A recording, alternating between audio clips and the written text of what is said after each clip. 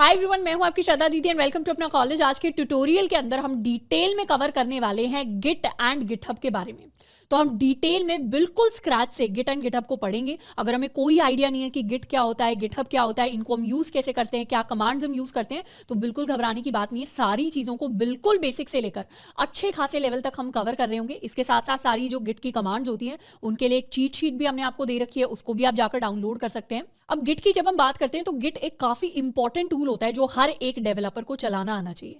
क्योंकि अगर हम किसी भी तरीके की डेवलपमेंट करते हैं तो उसमें जब हम लार्ज प्रोजेक्ट्स के ऊपर काम करेंगे या इनफैक्ट अगर हम स्मॉल प्रोजेक्ट्स के ऊपर भी काम करते हैं तो गिट की बेसिक नॉलेज होना जरूरी है। साथ के साथ अपने प्रोजेक्ट्स को हम किस तरीके से गिटहब के ऊपर अपलोड कर सकते हैं वो हमें पता होना चाहिए। गिट की बेसिक कमांड्स के बारे में हमें पता होना चाहिए। गिट गिटहब के बीच में डिफरेंसेस क्या होते हैं, गिटहब को कैसे हम चला सकते हैं, ब्रांचेस जैसे फॉकिंग जैसे डिफरेंट कॉन्सेप्ट्स के मतलब क्या होते हैं, ये सारी चीजें एक अच्छे डेवलपर को पता होनी चाहिए। और इन सारी चीजों को हमने अच्छे से डिटेल में इस ट्यूटोरियल के अंदर कवर कर रखा है। तो अब स्टार्ट करते हैं अपने गिट एंड गिटहब के साथ। अब जब भी हम गिट एंड गिटहब को पढ़ेंगे वैसे तो बहुत सारी चीजें हैं जिनको कवर किया जा सकता है, पर इस ट्यूटोरियल के अंदर हम सबसे इंपॉर्टेंट चीजों को डिटेल में कवर कर रहे होंगे, यानी ऐसी चीजें जिन्हें हम डे टू डे बेसिस पर प्रैक्टिकली यूज कर रहे होंगे। सबसे पहले बात करते हैं कि गिट एक्चुअली होता क्या है। गिट हमारा एक तरीके का वर्जन कंट्रोल सिस्टम होता है।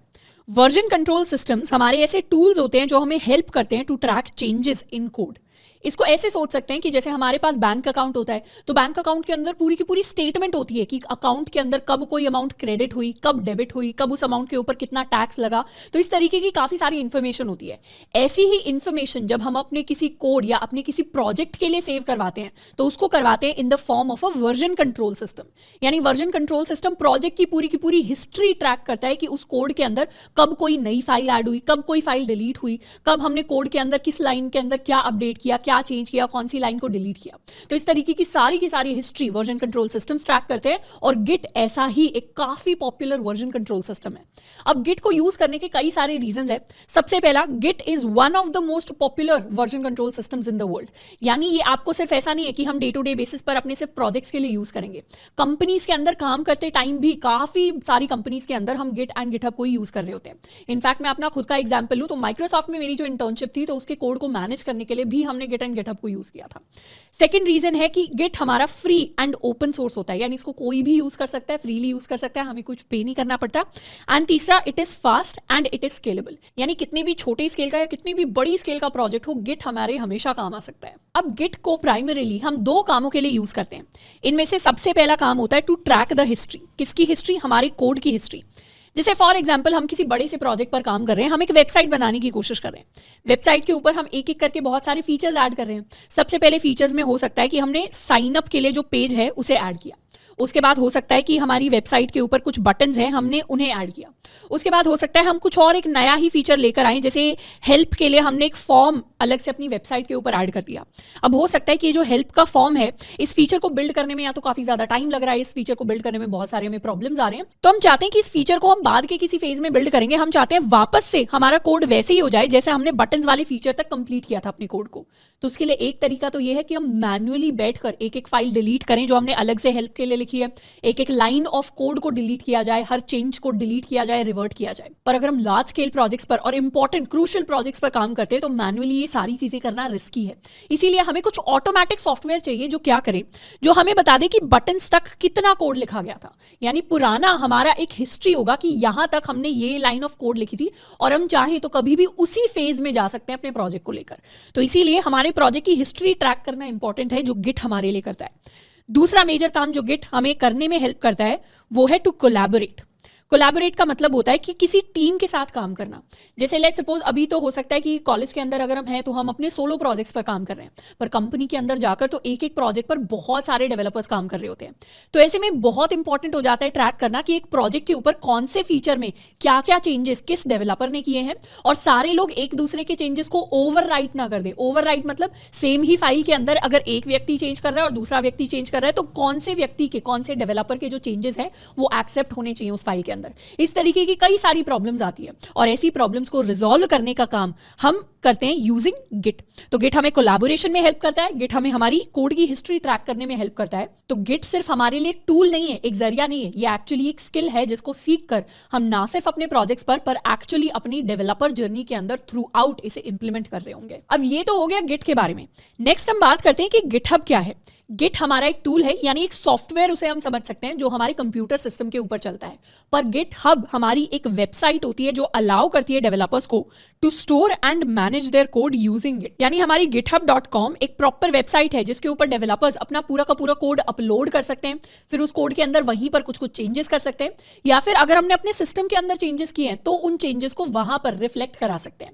अब गिटहब के ऊपर जनरली हम एज डेवलपर्स अपना पूरा कोड अपलोड करते हैं और जब भी हम अपना रेज्यूमे बनाते हैं, यानी जब भी हम प्लेसमेंट के लिए या इंटर्नशिप के लिए अप्लाई करते हैं, तो हम अपने प्रोजेक्ट्स के सामने अपने गिटहब का लिंक दे देते हैं, जहां पर कोई भी एचआर जो है या इंटरव्यूअर जो है जाकर वेरीफाई कर सकता है कि हमने एक्चुअली उस प्रोजेक्ट पर काम किया है और उसका पूरा का पूरा कोड चाहे तो जाकर चेक कर सकता है। तो गिटहब ऐसी वेबसाइट है जिसके ऊपर हम अपने प्रोजेक्ट्स का पूरा कोड अपलोड कर देते हैं। और ये जो हमारे प्रोजेक्ट्स होते हैं इनको जनरली हम फोल्डर की फॉर्म में अपलोड करते हैं। यानी इसको ऐसे सोच सकते हैं जैसे हमारी इंस्टाग्राम की प्रोफाइल होती है, इंस्टाग्राम प्रोफाइल के ऊपर हम चाहें तो अपनी फोटोज जो है सारी अपलोड कर सकते हैं। अब कोई व्यक्ति है जो मॉडलिंग करता है या कोई व्यक्ति है जो एक्टर है, तो वो क्या कर सकते हैं, अपने पूरे के पूरे पोर्टफोलियो के अंदर अपनी इंस्टाग्राम की प्रोफाइल का भी लिंक डाल सकते हैं कि यहाँ पर भी मेरी फोटोज या यहाँ पर भी मेरा काम अवेलेबल है।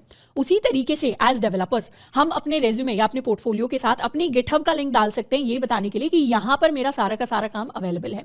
और ये जो प्रोजेक्ट्स फोल्डर्स की फॉर्म में हम अपलोड करते हैं, इन फोल्डर्स को गिट की भाषा में हम रेपोजिटरी कहते हैं। रेपोजिटरी यानी हमारा फोल्डर जिसके अंदर हमारा प्रॉपर कोड होता है। तो बहुत सारी रेपोजिटरीज हैं जिनको हम गिटहब के ऊपर अपलोड कर सकते हैं। अब शॉर्ट में इनको हम रेपोज भी बोल रहे होंगे क्योंकि रेपोजिटरी काफी भारी सा वर्ड होता है, पर बेसिक सेंस यही है कि गिटहब हमारी वेबसाइट है जिसके ऊपर हम अपने प्रोजेक्ट्स या दूसरे कोड को अपलोड कर रहे होते हैं। एंड इनफैक्ट गिटहब के ऊपर हम दूसरे लोगों के कोड को, दूसरे लोगों की रेपोजिटरीज को भी देख सकते हैं। इनफैक्ट उन रेपोजिटरीज की हम कॉपी बना सकते हैं और उसके अंदर खुद के चेंजेस भी डाल सकते हैं। अब गिट को पढ़ने से पहले हम गिटहब के ऊपर अपनी एक प्रोफाइल बनाना चाहते हैं।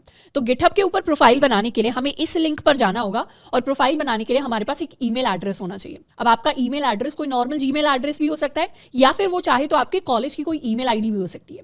गिट अगर हम कॉलेज की ईमेल आईडी से साइन अप करते हैं तो हमें कुछ एडिशनल फीचर्स देती है, पर जनरली हमें अपने पर्सनल ईमेल एड्रेस के साथ भी अपनी गिटहब आईडी बनानी चाहिए, क्योंकि कॉलेज की ईमेल आईडी हो सकता है कुछ टाइम के बाद वर्क ना करे जब हम कॉलेज से ग्रेजुएट हो जाएं। तो इसीलिए एक पर्सनल ईमेल आईडी जो हमेशा हमारे पास रहेगी उसके ऊपर हमें अपनी अच्छे से गिटहब आईडी सेटअप करनी चाहिए। तो हम इस लिंक पर आ गए हैं जहां पर हम अपने गिटहब का अकाउंट बनाएंगे। अब अगर हम फर्स्ट टाइम गिटहब के ऊपर साइन अप कर रहे हैं तो हमें साइन अप पे क्लिक करना पड़ेगा, नहीं तो आपके पास अगर ऑलरेडी गिटहब का अकाउंट है तो फिर आप डायरेक्टली जाकर लॉग इन कर सकते हैं, थोड़ा सा हिस्सा आपको स्किप करना पड़ेगा।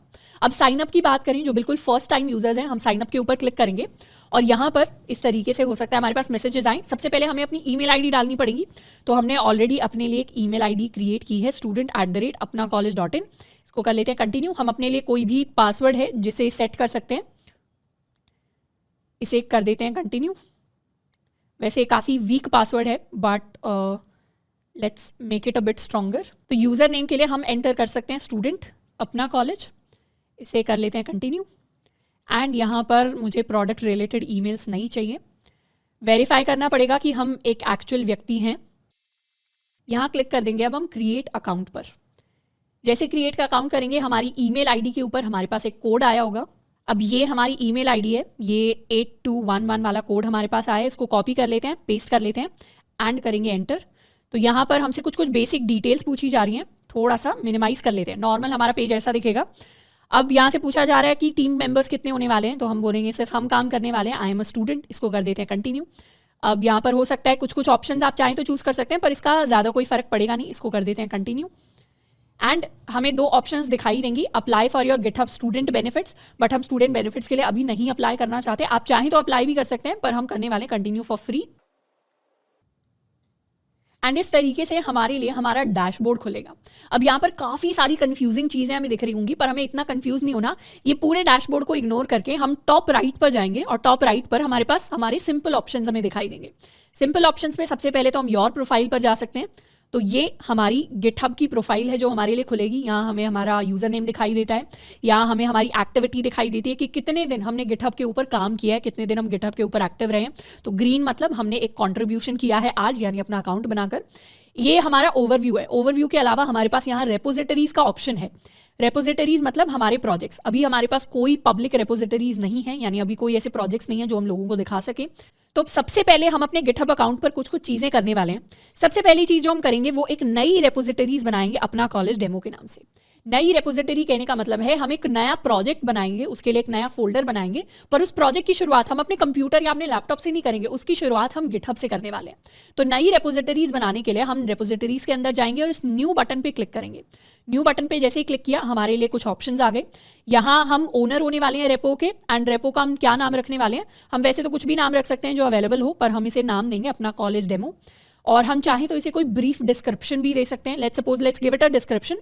This is my first Git repository। And हम चाहें तो इसे प्राइवेट भी बना सकते हैं, चाहे तो इसे पब्लिक भी बना सकते हैं। प्राइवेट रेपोज वो होती हैं जो दूसरे लोगों को दिखाई नहीं देंगी, सिर्फ हमें दिखाई देंगी। जैसे हमारे इंस्टाग्राम के ऊपर प्राइवेट स्टोरीज होती हैं जो हमारे सिर्फ फ्रेंड्स को दिखाई देती हैं, वैसा ही कुछ सिस्टम है। और पब्लिक रेपोजिटरीज वो होती हैं जो सबको दिखाई देती हैं। जैसे अगर हमारा अकाउंट पब्लिक है इंस्टाग्राम पर तो सबको हमारी फोटोज एंड वीडियोज दिखाई देंगी। तो इसे चूज कर लेते हैं पब्लिक। साथ के साथ हमारे पास एक ऑप्शन आएगा initialize this repositories with add a readme. इसको हम कर देते हैं क्लिक। अब ये रीडमी क्या होती है? रीडमी हमारी एक स्पेशल टाइप की फाइल होती है जिसके अंदर प्रोजेक्ट के बारे में डिटेल्स होती हैं। यानी जनरली जब भी हम कोई प्रोजेक्ट बनाते हैं गिटहब के ऊपर, उसके साथ हमें रीडमी अगर हम इनिशियलाइज करते हैं तो वो एक अच्छी चीज होती है, क्योंकि रीडमी के अंदर हम लिखकर बताते हैं कि ये प्रोजेक्ट क्या है, इसका नाम क्या है, इसको यूज कैसे करना है, हमने इस प्रोजेक्ट को क्यों बनाया है, इस प्रोजेक्ट के अंदर क्या क्या फीचर्स हैं, दूसरी रिलेटेड इन्फॉर्मेशन। इसको क्लिक कर लेते हैं एंड यहाँ से क्रिएट कर देते हैं अपनी रेपोजिटरी। अब रेपोजिटरी हमारी क्रिएट होकर आ गई एंड इस तरीके का पेज हमारे लिए खुल जाएगा। और ये पेज यहाँ से हमें दिख रहा है कि स्टूडेंट अपना कॉलेज अकाउंट के अंदर अपना कॉलेज डेमो नाम की एक रेपो है और उस रेपो का सारा कोड हमें यहाँ पर दिखाई देगा। अभी के लिए इश्यूज क्या है, पुल रिक्वेस्ट क्या है, एक्शंस, प्रोजेक्ट्स, ये सारी की सारी चीजें इग्नोर करनी है और सिर्फ उन चीज़ों पर ध्यान देना है जिनको हम यूज़ करने वाले हैं। तो अगर कभी भी अपने गिटहब अकाउंट पर हम खो जाते हैं तो खो जाने पर कुछ नहीं करना, वापस अपने योर प्रोफाइल पर आ जाना है। तो हम अपनी प्रोफाइल पे आ जाएंगे। प्रोफाइल पे आने के बाद हम रेपोजिटरीज में जा सकते हैं। अब रेपोजिटरीज में हमें अपना कॉलेज डेमो नाम की अपनी रेपोजिटरीज दिखनी शुरू हो गई है। इस पर जैसे ही हम क्लिक करेंगे हम वापस से अपनी रेपो के अंदर आ जाएंगे। यहाँ पर हमें दिख रहा है कि हमारे प्रोजेक्ट के अंदर एक सिंगल फाइल है readme.md। .md का मतलब होता है मार्कडाउन, यानी ये जो readme.md फाइल है इसके अंदर रिलेटेड इन्फॉर्मेशन स्टोर्ड होती है। और अभी readme के अंदर क्या लिखा हुआ है, readme के अंदर अपना कॉलेज डेमो नाम से इसका टाइटल लिखा हुआ है। साथ के साथ हमने जो डिस्क्रिप्शन ऐड किया था this is my first git repository, वो वाली चीज यहाँ पर एडेड है। और यहाँ कुछ इनिशियल कमिट जैसा दिखाई दे रहा होगा 1 मिनट अगो। इनिशियल कमिट कहने का मतलब होता है कि हमने फर्स्ट टाइम कुछ कमिट किया है। कमिट मतलब कुछ चेंज किया है। जैसे हमने खाली प्रोजेक्ट बनाया और उसके अंदर readme को ऐड किया, तो ये हमारा पहला चेंज है इस प्रोजेक्ट के अंदर। तो यहाँ से हमें दिख रहा है कि गिटहब हमारी चेंजेस को ट्रैक करता है कि ये हमारा पहला चेंज था।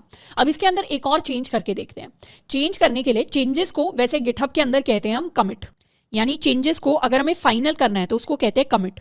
अब जैसे कमिट रियल लाइफ के अंदर होता है, कमिट का मतलब होता है बेसिकली कमिटमेंट। अब जैसे रिलेशनशिप में कमिटमेंट्स होती हैं, यानी पहले हमारा एंगेजमेंट का फेज आता है एंड उसके बाद हमारा शादी का फेज आता है, यानी वेडिंग का फेज आता है।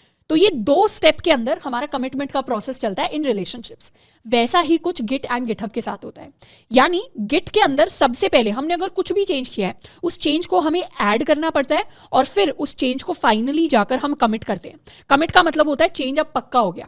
ऐड करने का मतलब है कि उस चेंज को हमने ऐड कर लिया कि हाँ अब ये चेंज कमिट करने के लिए तैयार है। तो किसी भी चेंज को फाइनल करना गिट एंड गिटहब के ऊपर 2 स्टेप प्रोसेस होता है।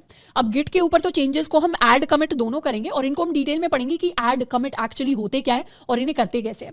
पर गिटहब के ऊपर डायरेक्टली ये जो ऐड वाला स्टेप है ये स्किप हो जाता है और डायरेक्टली हम कमिट कर सकते हैं अपने चेंजेस को। चेंजेस को कमिट करने का मतलब है कि इसका स्क्रीनशॉट ले लो और इसे मेमोरी के अंदर स्टोर कर लो कि हाँ इस टाइम पर ये चेंज हुआ था। तो जब हम कहते हैं कि गिट या गिटहब हमारी हिस्ट्री सेव करता है, हिस्ट्री सेव करने का मतलब है कि जब जब हमने कमिट से स्क्रीनशॉट लिया था तो तब वाले वो सारी स्क्रीनशॉट सेव्ड हैं, वही हमारी हिस्ट्री है। यानी वो कमिट्स को सेव करता है in the form of history. अब अगर हम प्रोजेक्ट के अंदर हमें कुछ और चेंज करना है, लेट्स सपोज कुछ चेंज करने के लिए readme.md के अंदर ये जो एडिट वाला सिंबल है इस पर हम क्लिक करेंगे और हमारे पास एडिट करने के लिए हमारी readme.md फाइल खुलेगी। अब ये हमारी readme.md फाइल खुल गई है और इसके अंदर हम कुछ भी चेंजेस कर सकते हैं। लेट्स सपोज एक और लाइन एक्स्ट्रा ऐड करते हैं और यहाँ पर मैं ऑथर ऐड करने वाली हूँ Shraddha Khapra, which is my name. आप चाहें तो अपना नेम ऐड कर सकते हैं एज ऑथर। ऑथर मतलब कौन इस प्रोजेक्ट के अंदर चेंजेस कर रहा है। तो यहाँ से ये तो हमने एक चेंज कर दिया, पर ये चेंज अभी सेव नहीं हुआ। इस चेंज को सेव कराने के लिए, मतलब इसका स्क्रीनशॉट लेने के लिए, मुझे कमिट चेंजेस पर जाना पड़ेगा। जैसे ही हम कमिट चेंजेस पर क्लिक करेंगे तो कमिट चेंजेस के अंदर हमारा एक कमिट मैसेज होता है। कमिट मैसेज मतलब उसके अंदर हमें मैसेज के अंदर बताना पड़ता है कि ये जो चेंज हम कर रहे हैं इसको चेंज करने का रीजन क्या है या क्या चेंज हो रहा है, ताकि मेमोरी के अंदर सेव कर सकें। तो मतलब ये हमारे स्क्रीनशॉट का एक तरीके से हम समझ सकते हैं कि हम नाम लिख रहे हैं। तो हमारे कमिट का कुछ नाम लिख रहे हैं, इसको हम नाम दे रहे हैं अपडेट readme.md। और अभी के लिए ये डिफॉल्ट ऑप्शन हम सेव कर लेते हैं, इसको कर देते हैं कमिट चेंजेस। जैसे ही चेंजेस कमिट करेंगे, अब वापस से अपने कोड के अंदर क्लिक करते हैं, तो हम यहाँ आ गए। इस बार क्या दिखा रहा है, इस बार रीडमी के अंदर दिखा रहा है this is my first git repository and author के अंदर दिखा रहा है मेरा नाम। इसके साथ साथ यहाँ पर अपडेट readme.md, मतलब यहाँ इनिशियल कमिट नहीं दिखा रहा, यहाँ हमारा जो नया कमिट था। हमेशा जो भी हमारा कोड होता है, जो भी हमारी फाइल्स होती है, हर फाइल के सामने उसका लेटेस्ट कमिट आता है कि लास्ट यहाँ पर क्या चेंज हुआ था। तो लास्ट चेंज हुआ था अपडेट करने का, तो वो हमारे पास यहाँ पर लिख कर आ रहा है। इसके साथ साथ एक चीज आप सोच रहे होंगे कि readme.md के अंदर तो हमने इसे नेक्स्ट फाइल के अंदर ऐड किया था ऑथर को, तो ये नेक्स्ट फाइल के अंदर क्यों नहीं आया। तो रीडमी हमारी नॉर्मल टेक्स्ट फाइल्स की तरह नहीं होती। रीडमी के अंदर चेंजेस करने के लिए हमें अलग से कुछ सिंटैक्स होता है जिसको सीखना पड़ता है। नहीं तो अगर हमें HTML आता है, बेसिक HTML, तो उससे भी हम अपने रीडमी को चेंज कर सकते हैं। जैसे अगर हम यहाँ पर लिख दें अपना BR टैग, BR टैग का बेसिक मतलब होता है कि नेक्स्ट लाइन HTML के अंदर, पर उसे हम रीडमी के अंदर भी यूज कर सकते हैं। जैसे ही हम कमिट चेंजेस करेंगे, हम यहाँ लिख सकते हैं update readme with next line, या इसे लिख सकते हैं ऐड नेक्स्ट लाइन। कमिट कर दिए चेंजेस, एंड जैसे हमने चेंजेस कर दिए, इस बार हमारी वो जो लाइन है अब नेक्स्ट लाइन पर आ गई। दोबारा कोड के अंदर आ जाते हैं और इस बार बेटर तरीके से हमें अपना टेक्स्ट दिखाई दे रहा है। तो रीडमी के अंदर चेंजेस करने के लिए हम थोड़ा सा बेसिक HTML है जिसको सीख सकते हैं, उसके रिलेटेड ऑलरेडी वन शॉट बनाया हुआ है, इतना डिफिकल्ट नहीं है। One of the easiest thing जो आप कोडिंग के अंदर सीख सकते हैं वो है HTML। तो उसको बेसिक थोड़ा सा हम पढ़ लेंगे तो चीज़ें क्लियर हो जाएगी, बाकी इतना ज़्यादा हम इसे यूज़ भी नहीं करने वाले। तो ये बना लिया है हमने अपना पहला प्रोजेक्ट गिटहब के ऊपर, जिसका नाम है हमारे पास अपना कॉलेज डेमो, और इसके अंदर हमने अपना पहला कमिट भी कर दिया है। तो गिटहब के साथ तो हमने शुरुआत कर दी है। अब बात करते हैं गिट के बारे में।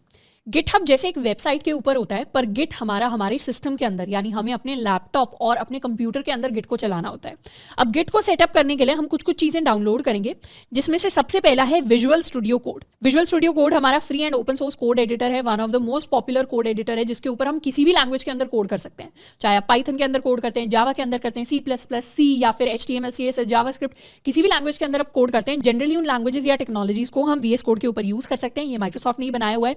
इसको जाकर सबसे पहले हमें डाउनलोड करना है, चाहे हम विंडोज या फिर हम मैक सिस्टम या लिनक्स सिस्टम के ऊपर है। इसको डाउनलोड करने का प्रोसेस पूरा का पूरा आपको दिखाया हुआ है, डिपेंडिंग अपॉन योर मशीन। इसके साथ साथ अगर हम विंडोज यूजर हैं तो हमें गिट बैश को डाउनलोड करना है, उसको डाउनलोड और सेटअप करने का भी पूरा प्रोसेस आपको दिया हुआ है आगे।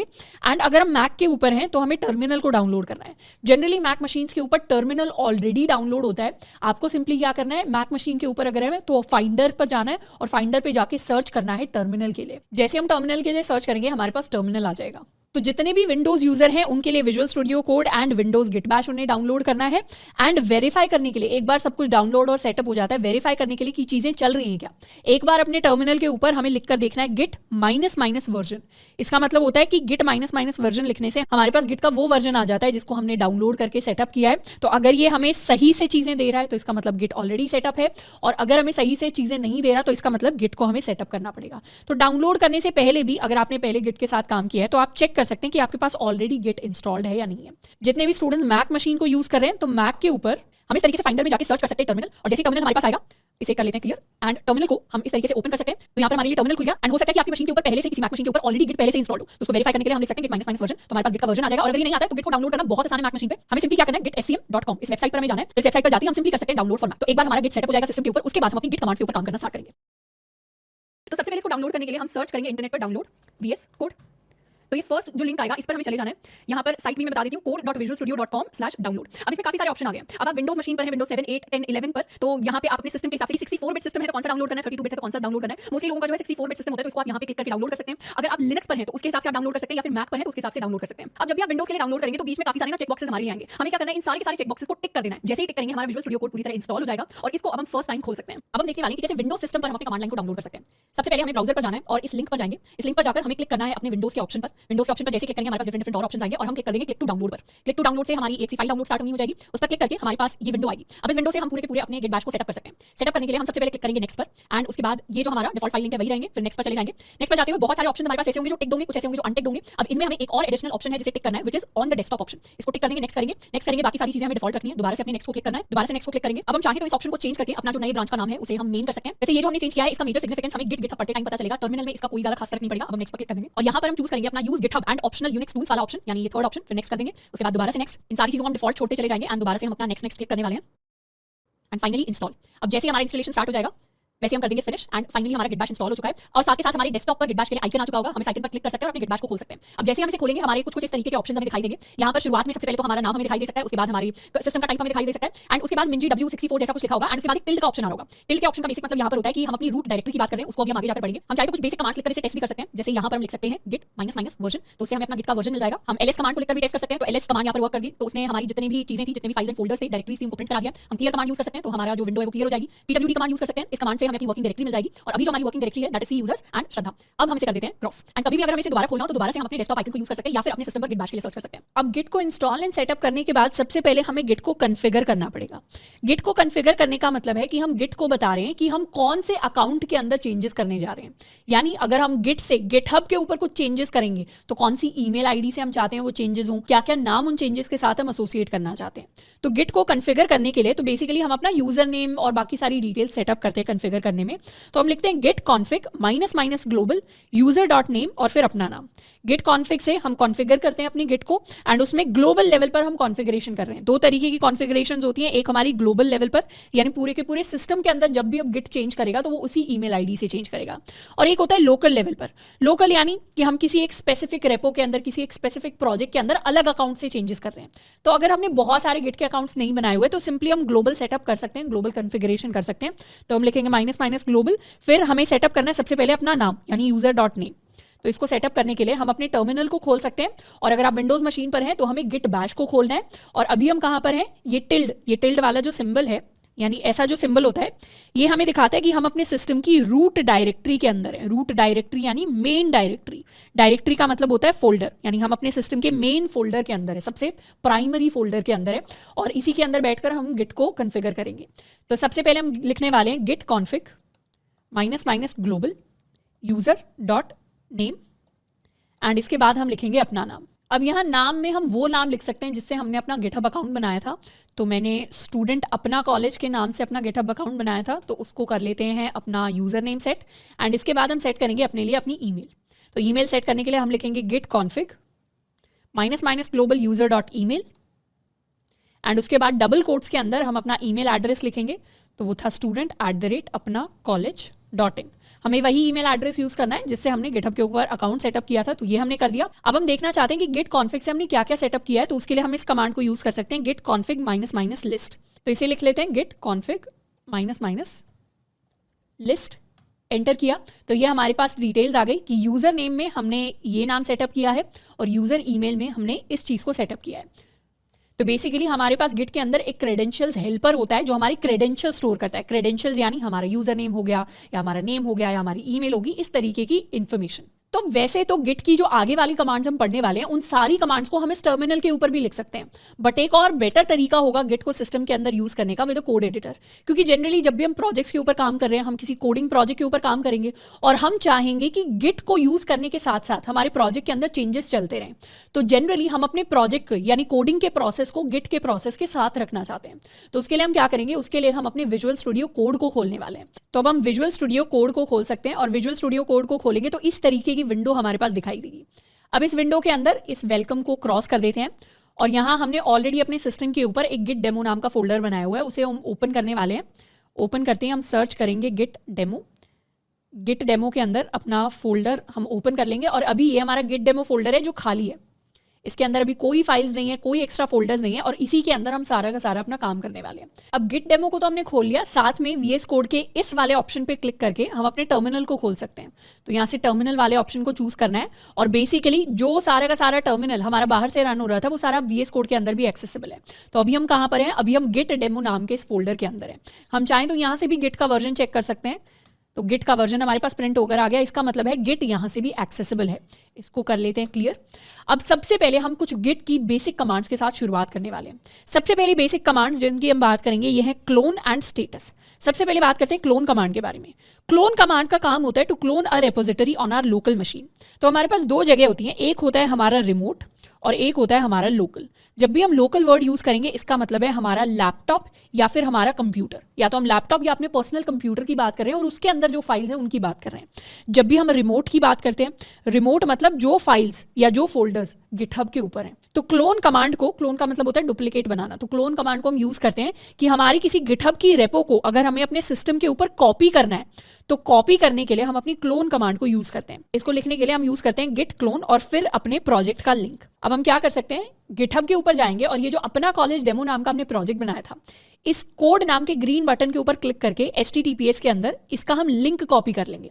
तो इसका HTTPS का लिंक कॉपी हो गया। अब HTTPS is one of the easiest way to clone our repository into our local machine. And GitHub भी आजकल यही प्रेस्क्राइब करता है कि जब हम एज अ बिगिनर गिटहब को सीख रहे हैं तो हम HTTPS से ही क्लोनिंग करें। वैसे हम SSH से भी कर सकते हैं पर उतना डिटेल में हम नहीं जाएंगे क्योंकि मोस्टली हम HTTPS ही यूज करेंगे अपने प्रोजेक्ट्स के लिए। तो इसको कर लेते हैं कॉपी। कॉपी कर लिया, यहाँ आ गई VS कोड के अंदर। अभी हम गिट डेमो के अंदर है और हम क्या चाहते हैं, गिट डेमो के अंदर ही हम अपना कॉलेज डेमो नाम का फोल्डर लाना चाहते हैं। तो यहाँ हम कमांड लिखेंगे गिट क्लोन एंड फिर कंट्रोल V या कमांड V करके पेस्ट कर देंगे अपने लिंक को और इसे कर देंगे एंटर। जैसे ही एंटर किया यहाँ कुछ क्लोनिंग इनटू ये सारी चीजें आ गई और अब हमें दिख रहा है कि गिट डेमो के अंदर हमारे पास एक फोल्डर आ गया है अपना कॉलेज डेमो नाम से, और अपना कॉलेज डेमो के अंदर हमारी ये फाइल है readme.md। तो ये फाइल हमारे पास आ गई जिस फाइल को हमने गिटहब के ऊपर क्रिएट किया था। एंड इनफैक्ट अगर इसके अंदर 100 फाइल्स भी होती तो सारी की सारी हमारे सिस्टम के अंदर आ जाती।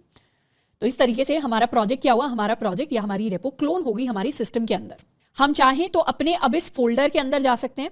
अब इस फोल्डर के अंदर जाने के लिए हम अपनी टर्मिनल की एक कमांड लिखते हैं CD। CD का मतलब होता है चेंज डायरेक्टरी, यानी हम उस डायरेक्टरी के अंदर जाना चाह रहे हैं।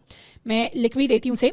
CD कमांड हमारी बेसिक टर्मिनल कमांड होती है जो हमारे मैक के ऊपर भी चलेगी, जो लिनक्स के ऊपर भी, विंडोज़ के ऊपर भी चलेगी, और इसका मतलब होता है चेंज डायरेक्टरी। डायरेक्टरी हमने पहली बात की थी, हम फोल्डर को डायरेक्टरी कहते हैं। तो जब भी हम किसी फोल्डर के अंदर जाना चाहते हैं, लेट्स सपोज ये हमारा गिट डेमो नाम का फोल्डर है और इसी के अंदर एक और छोटा फोल्डर है अपना कॉलेज डेमो नाम से। जब बाहर वाले फोल्डर से हम अंदर वाले फोल्डर में जाना चाहते हैं तो उसके लिए हम CD लिखते हैं और फिर अपने फोल्डर का नाम। तो अंदर वाले फोल्डर का नाम है हमारे पास अपना कॉलेज डैश डेमो। अब टर्मिनल के अंदर ऑटो कंप्लीशन भी होता है, यानी अगर हमें ऑटो कंप्लीट कराना है तो हम टैब को प्रेस कर सकते हैं, तो ये ऑटो कंप्लीट करके हमें नाम दे देगा। इसको कर देंगे एंटर। तो अब हम कहाँ आ गए, अब हम अपना कॉलेज डेमो के अंदर आ गए। जब भी चेक करना हो अभी हम कहाँ पर हैं, कौन से फोल्डर में, ये देख लेना कि टर्मिनल के ऊपर परसेंटेज से पहले हमारे कौन से फोल्डर का नाम लिखा हुआ है। और टर्मिनल को कभी भी क्लियर करना हो, खाली करना हो, तो उसके लिए हम क्लियर कमांड लिख सकते हैं। तो ये हो गया हमारा अपना कॉलेज डेमो फोल्डर जिसके अंदर अभी हम है, यानी अभी हम इस फोल्डर के अंदर है। इस फोल्डर के अंदर अगर हमें सारी फाइल्स देखनी है तो फाइल्स को देखने के लिए हम LS लिख सकते हैं।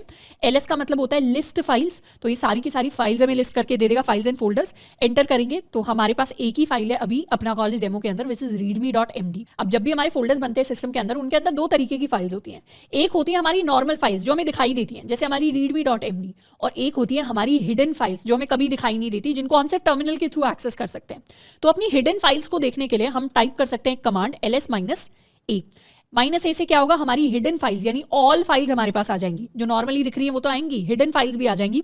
और इसको एंटर किया तो अब यहां दिख रहा है कि हमारे पास 4 चीजें प्रिंट होकर आ गई हैं। 4 चीजों में से readme.md तो हमें पहले ही पता थी, ये 2 फोल्डर्स हमारे पास आ गए हैं, प्लस एक .git नाम का एक फोल्डर हमारे पास आ गया है। तो जितनी भी फाइल्स को गिट ट्रैक करता है, मतलब जिस भी फोल्डर के अंदर गिट काम कर रहा है, उसकी फाइल्स की हिस्ट्री को ट्रैक कर रहा है, उन सारे के सारे फोल्डर्स के अंदर, उन सारी की सारी रेपोज के अंदर .git नाम का एक फोल्डर हमेशा होता है। तो कैसे चेक कर सकते हैं कि इस फोल्डर के अंदर .git है, यानी हम सिंपली लिख सकते हैं LS-a, तो उससे हमें .git दिखेगा। .git है मतलब ये गिटहब की फाइल है। तो अब इसे कर लेते हैं दोबारा से क्लियर। तो ये तो हो गई हमारी क्लोन कमांड, जिससे हम किसी भी प्रोजेक्ट को अगर गिटहब के ऊपर है तो उसे अपनी लोकल सिस्टम के अंदर ला सकते हैं। उसके अलावा हमारे पास होती है हमारी एक स्टेटस कमांड। स्टेटस कमांड हमारे कोड का स्टेटस हमें बताती है, और स्टेटस कमांड के लिए हम सिंपली लिख सकते हैं गिट स्टेटस। तो अपने प्रोजेक्ट के अंदर जाकर अगर हम टाइप करते हैं गिट स्टेटस तो उससे हमारा स्टेटस आ जाता है। अभी क्या दिखा रहा है, स्टेटस में दिखा रहा है ऑन ब्रांच मेन। अब ये ब्रांच क्या होती है, मेन क्या होती है, उसके बारे में हम बाद में बात करेंगे। बट यहाँ पर नोट करने वाली चीज ये कि हमें दिखा रहा है अप टू डेट है और नथिंग टू कमिट, यानी सब कुछ अप टू डेट चल रहा है, यानी जो कोड गिटहब के ऊपर है वही कोड अभी यहाँ पर है। पर अगर हम कोई चेंज कर दें अपने लोकल सिस्टम में, तो मतलब यहाँ ऑथर श्रद्धा खापरा की जगह मैं यहाँ पर कर दूं श्रद्धा और ब्रैकेट में लिख दूं अपना कॉलेज, तो ये मैंने क्या किया, एक चेंज कर दिया। इस चेंज को अब सेव कर लेते हैं। अब क्या हुआ, अब ये जो मेरी readme.md है और यहाँ पर जो readme.md है गिटहब के ऊपर, दोनों अलग अलग है। और ये मुझे VS कोड दिखाएगा भी। कैसे दिखाएगा, VS कोड के अंदर ये M वाला सिंबल आ जाएगा और फाइल्स येलो कलर में आ जाएगी। तो इसका मतलब है VS कोड हमें पहले से ही दिखा रहा है, स्मार्ट एडिटर है, पहले से ही बता रहा है कि आपने अपनी फाइल्स को मॉडिफाई कर दिया है, यानी उनके अंदर कुछ चेंज कर दिया है, जिसको अब आपको कमिट करने की जरूरत है। कमिट मतलब उसका स्क्रीनशॉट लेने की जरूरत है। अब जैसे ही हमने चेंज कर दिया, अब अगर हम दोबारा से गिट स्टेटस करें तो गिट स्टेटस में इस बार एक बड़ा सा मैसेज दिखाई दे रहा है। हमने यहाँ पर गेट स्टेटस लिखा था सेकेंड टाइम, और अब यहाँ दिखा रहा है changes not staged for commit. और क्या स्टेट दिखा रहा है, हमें दिखा रहा है कि हमारी जो readme.md है ये मॉडिफाइड है, मतलब हमने इसे मॉडिफाई कर दिया है और अब हमें इसे ऐड करना पड़ेगा, फिर कमिट करना पड़ेगा। जैसे ही हम किसी भी फाइल को मॉडिफाई कर देते हैं, फाइल को मॉडिफाई करने के बाद हमें 2 स्टेप प्रोसेस करना पड़ता है। एक होता है हमारा ऐड का प्रोसेस, एंड उसके बाद हम अपना कमिट करते हैं। तो ये हमारा फर्स्ट स्टेप हो जाता है, ये हमारा सेकंड स्टेप हो जाता है। जब तक हम ये नहीं करते तब तक क्या होता है, तब तक स्टेटस में हमें पता चलता रहेगा कि हमने अपनी फाइल को मॉडिफाई किया है। इसके अलावा हम चाहें तो एक और फाइल क्रिएट कर सकते हैं अपना college.demo के अंदर। इस फाइल को हम नाम देंगे index.html। तो ये हमारी HTML की फाइल होगी। इस HTML की फाइल के अंदर अभी हम कोई चेंज नहीं करेंगे, पर दोबारा से अगर गिट स्टेटस देखें, एक बार इसे क्लियर करते हैं। और गिट स्टेटस के अंदर इस बार क्या दिखा रहा है, गिट स्टेटस के अंदर इस बार 2 चीजें दिखा रहा है। एक है कि आपने readme.md को मॉडिफाई कर दिया, मतलब उसके अंदर चेंज कर दिया। दूसरा, आपके पास एक अनट्रैक्ड फाइल है। अनट्रैक्ड फाइल यानी वो फाइल जिसको गिट ट्रैक नहीं कर रहा अभी, यानी कोई नई फाइल आपने क्रिएट कर दी जिसके बारे में गिट को पता ही नहीं। तो ये हमारी फाइल है index.html। तो जब भी हम गिट स्टेटस को यूज करते हैं, जनरली हमारे पास 4 तरीके के स्टेटस होते हैं। इनमें से सबसे पहला होता है अनट्रैक्ड। अनट्रैक्ड का मतलब होता है ऐसी नई फाइल जिसके बारे में गिट को नहीं पता और गिट उसे ट्रैक नहीं कर रहा। मतलब इस फाइल के अंदर अगर आप कुछ चेंज कर देंगे ना, तो गिट को पता नहीं चलेगा। गिट फिर भी इसे अनट्रैक्ड फाइल ही बोलेगा, मॉडिफाइड फाइल नहीं बोलेगा। जैसे अगर हम यहाँ पर एक अपना पैराग्राफ टैग बना दें और उसके अंदर लिख दें हेलो वर्ल्ड, इसको कर लेते हैं सेव, यहाँ पर क्लियर कर लेते हैं एंड दोबारा से गिट स्टेटस करते हैं। तो इस बार क्या दिखा रहा है, readme.md को मॉडिफाइड दिखा रहा है और index.html को अनट्रैक्ड दिखा रहा है। अनट्रैक्ड यानी क्योंकि index.html इस फाइल के बारे में गिट को कभी पता ही नहीं, क्योंकि हमने कभी इसका स्क्रीनशॉट नहीं लिया, हमने कभी इसको कमिट नहीं किया, तो गिट को ये नहीं पता कि इसके अंदर क्या चेंजेस हो रहे हैं। गिट बस इसे एक नई फाइल समझता है, तो वो हो गया अनट्रैक्ड। दूसरे तरीके का स्टेटस में आ सकता है मॉडिफाइड फाइल्स। मॉडिफाइड यानी उस फाइल के अंदर आपने कोई चेंज किया है। और अनमॉडिफाइड का मतलब होता है कि कोई चेंज नहीं किया फाइल्स के अंदर, सारी फाइल्स अनचेंज्ड है। इसके अलावा एक और स्टेटस हमारे पास होता है स्टेज्ड। स्टेज्ड का मतलब होता है file is ready to be committed. Generally हम कोई भी अगर चेंज कर देते हैं फाइल के अंदर, तो फाइल के अंदर अगर कुछ भी चेंज किया जाता है तो वो मॉडिफाइड हो जाती है, या फिर अगर न्यू फाइल अगर हम ऐड करते हैं तो न्यू फाइल के केस में वो अनट्रैक्ड हो जाती है। और जब भी हम कोई भी चेंजेस करते हैं, चाहे वो नया चेंज हो चाहे वो नई फाइल हो, तो इन चेंजेस को सबसे पहले हमें ऐड करना पड़ता है। जैसे ही हम इन चेंजेस को ऐड करते हैं, हमारी फाइल्स स्टेज्ड हो जाती हैं। यानी एक किसी बीच वाली, जैसे स्टेज के ऊपर जाके एंगेजमेंट हो जाती है, तो इसको हम समझ सकते हैं कि ये एंगेजमेंट वाली जो स्टेज है ऐड करने वाली, इसी को हम स्टेज्ड कह देते हैं। तो जब भी हमने फाइल को ऐड किया पर कमिट नहीं किया, पर वो कमिट करने के लिए रेडी है, मतलब उस फाइल का स्टेटस है स्टेज्ड। और उसके बाद नेक्स्ट हम ऐड करने के बाद अपनी फाइल्स को करते हैं कमिट। कमिट मतलब फाइनली हमारी फाइल्स अनचेंज्ड हो जाएंगी। अनचेंज्ड यानी अब उनके अंदर कोई चेंजेस नहीं है, सारे चेंजेस के स्क्रीनशॉट गिट ले चुका है। तो शुरुआत में फाइल्स या तो मॉडिफाइड होती हैं, अनट्रैक्ड होती हैं, या दोनों हो सकती हैं डिपेंडिंग अपॉन। अगर हमारे पास बहुत सारी फाइल्स है, फिर हम उनको ऐड करते हैं तो उनका स्टेटस स्टेज्ड हो जाता है, फिर हम उन्हें कमिट करते हैं तो उनका स्टेटस अनचेंज्ड हो जाता है। तो जब भी हमें किसी फाइल का या अपने पूरे के पूरे रेपो का स्टेटस देखना हो, तो हम सिंपली गिट स्टेटस कर देते हैं। अब बात करते हैं अपनी 2 और कमांड्स के बारे में, ऐड एंड कमिट।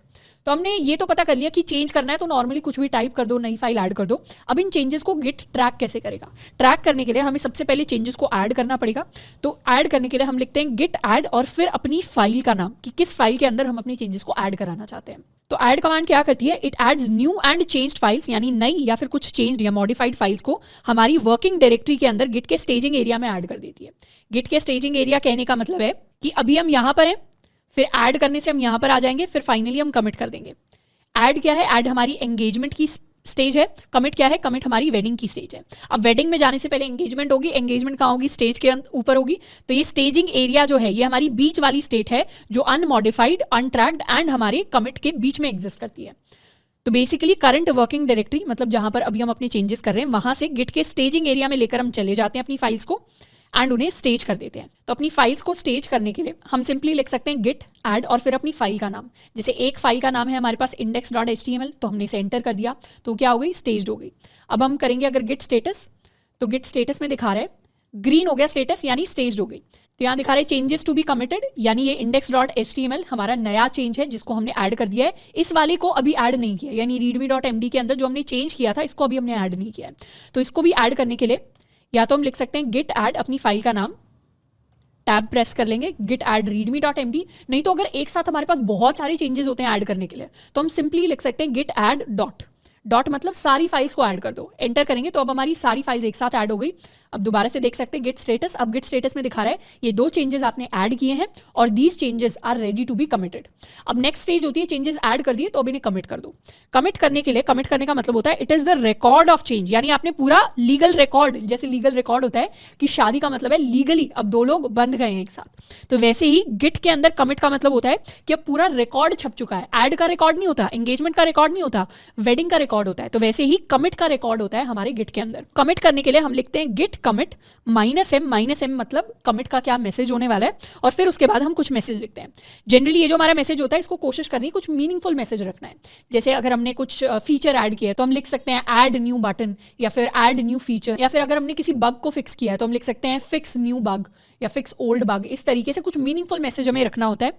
तो इसे हम लिख लेते हैं गिट कमिट -m और फिर हम अपना मैसेज टाइप करेंगे डबल कोट्स के अंदर।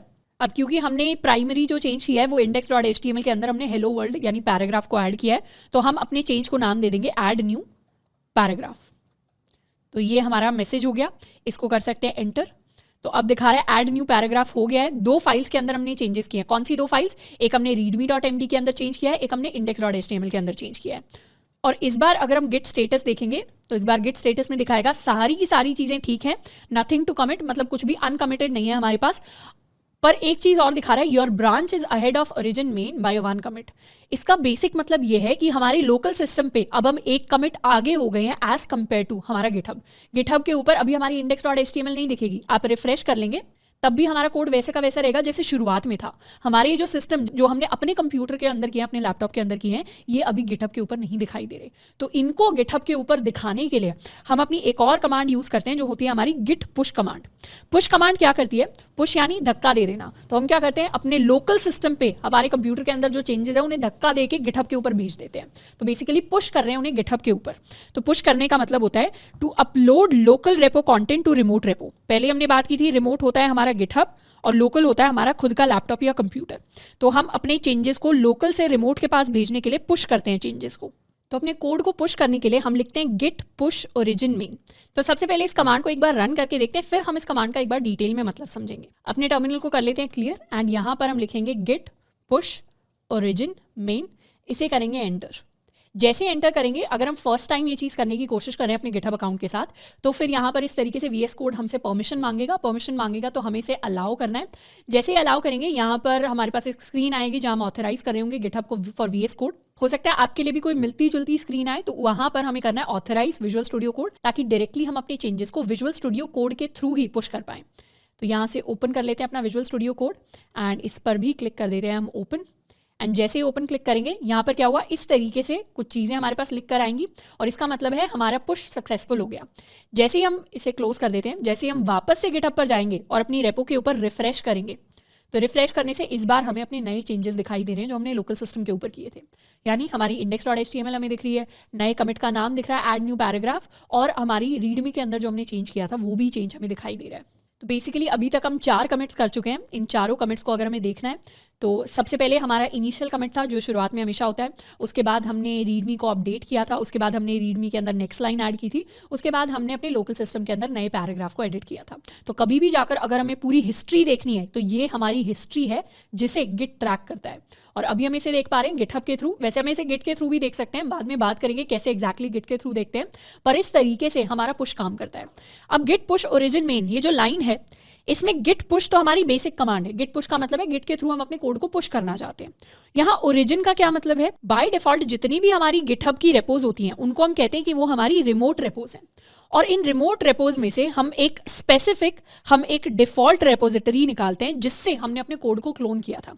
यानी जो हमारी डिफॉल्ट रेपोजिटरी होती है जिसके ऊपर अगर हम इस प्रोजेक्ट के अंदर कुछ भी चेंज कर रहे हैं तो पुश करने पर उस रिमोट गिटहब के ऊपर जाना चाहिए। तो वो रिमोट गिटहब का हमने नाम रख दिया है ओरिजिन।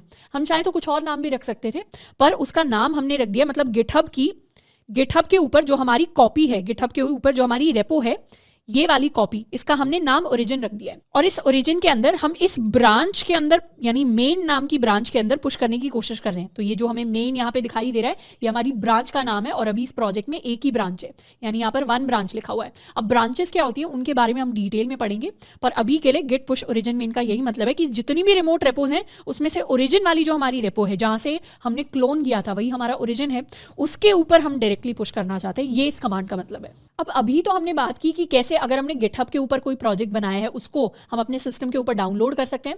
डाउनलोड करके यानी क्लोन करके हम चीज़ों का स्टेटस देख सकते हैं, नई चेंजेस को ऐड कर सकते हैं, उन चेंजेस को कमिट कर सकते हैं और वापस से अपने कोड को पुश कर सकते हैं।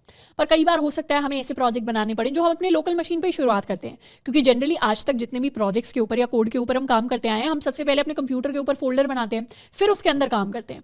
तो उसके साथ हम गिट को कैसे मैनेज कर सकते हैं, तो उसके लिए हमारी इनिट कमांड हमारे काम आती है। इनिट कमांड का काम होता है use to create a new git repo, यानी अगर हमारा कोई नया प्रोजेक्ट है तो उसके अंदर गिट को इनिशियलाइज करने के लिए, गिट को यूज करने के लिए हम गिट इनिट लिखते हैं। इसका एग्जाम्पल लेते हैं, जैसे यहाँ पर गिट डेमो जो हमारा फोल्डर है, अपनी इस गिट डेमो के अंदर हम एक नया फोल्डर क्रिएट करेंगे। हम चाहें तो गिट डेमो के अंदर यहाँ से जाकर भी फोल्डर को क्रिएट कर सकते हैं, नहीं तो कमांड लाइन से भी किया जा सकता है। कमांड लाइन से जैसे हम किसी भी डायरेक्टरी के अंदर जाते हैं तो उसके लिए cd लिखते हैं, चेंज डायरेक्टरी। डायरेक्टरी के बाहर जाने के लिए हम लिखते हैं cd space dot dot, enter करेंगे तो अब हम बाहर आ गए, मतलब गिट डेमो के अंदर आ गए, इस फोल्डर के अंदर आ गए। इस फोल्डर के अंदर एक नई डायरेक्टरी बनाने के लिए, सब डायरेक्टरी बनाने के लिए हम एक कमांड लिखते हैं मेक dir, यानी मेक न्यू डायरेक्टरी, mkdir, और इस डायरेक्टरी को हम नाम देने वाले हैं, इसे कह देते हैं लोकल रेपो, यानी जो हमने अपने लोकल सिस्टम पे बनाई है। लोकल रेपो बना लिया तो अब गिट डेमो के अंदर एक और फोल्डर हमारे पास आ गया लोकल रेपो के नाम से, और अब अपने चेंजेस हम इस लोकल रेपो के अंदर करेंगे। तो सबसे पहले लोकल रेपो के अंदर चले जाते हैं, cd लोकल रेपो, एंटर किया, इसे कर लेते हैं क्लियर।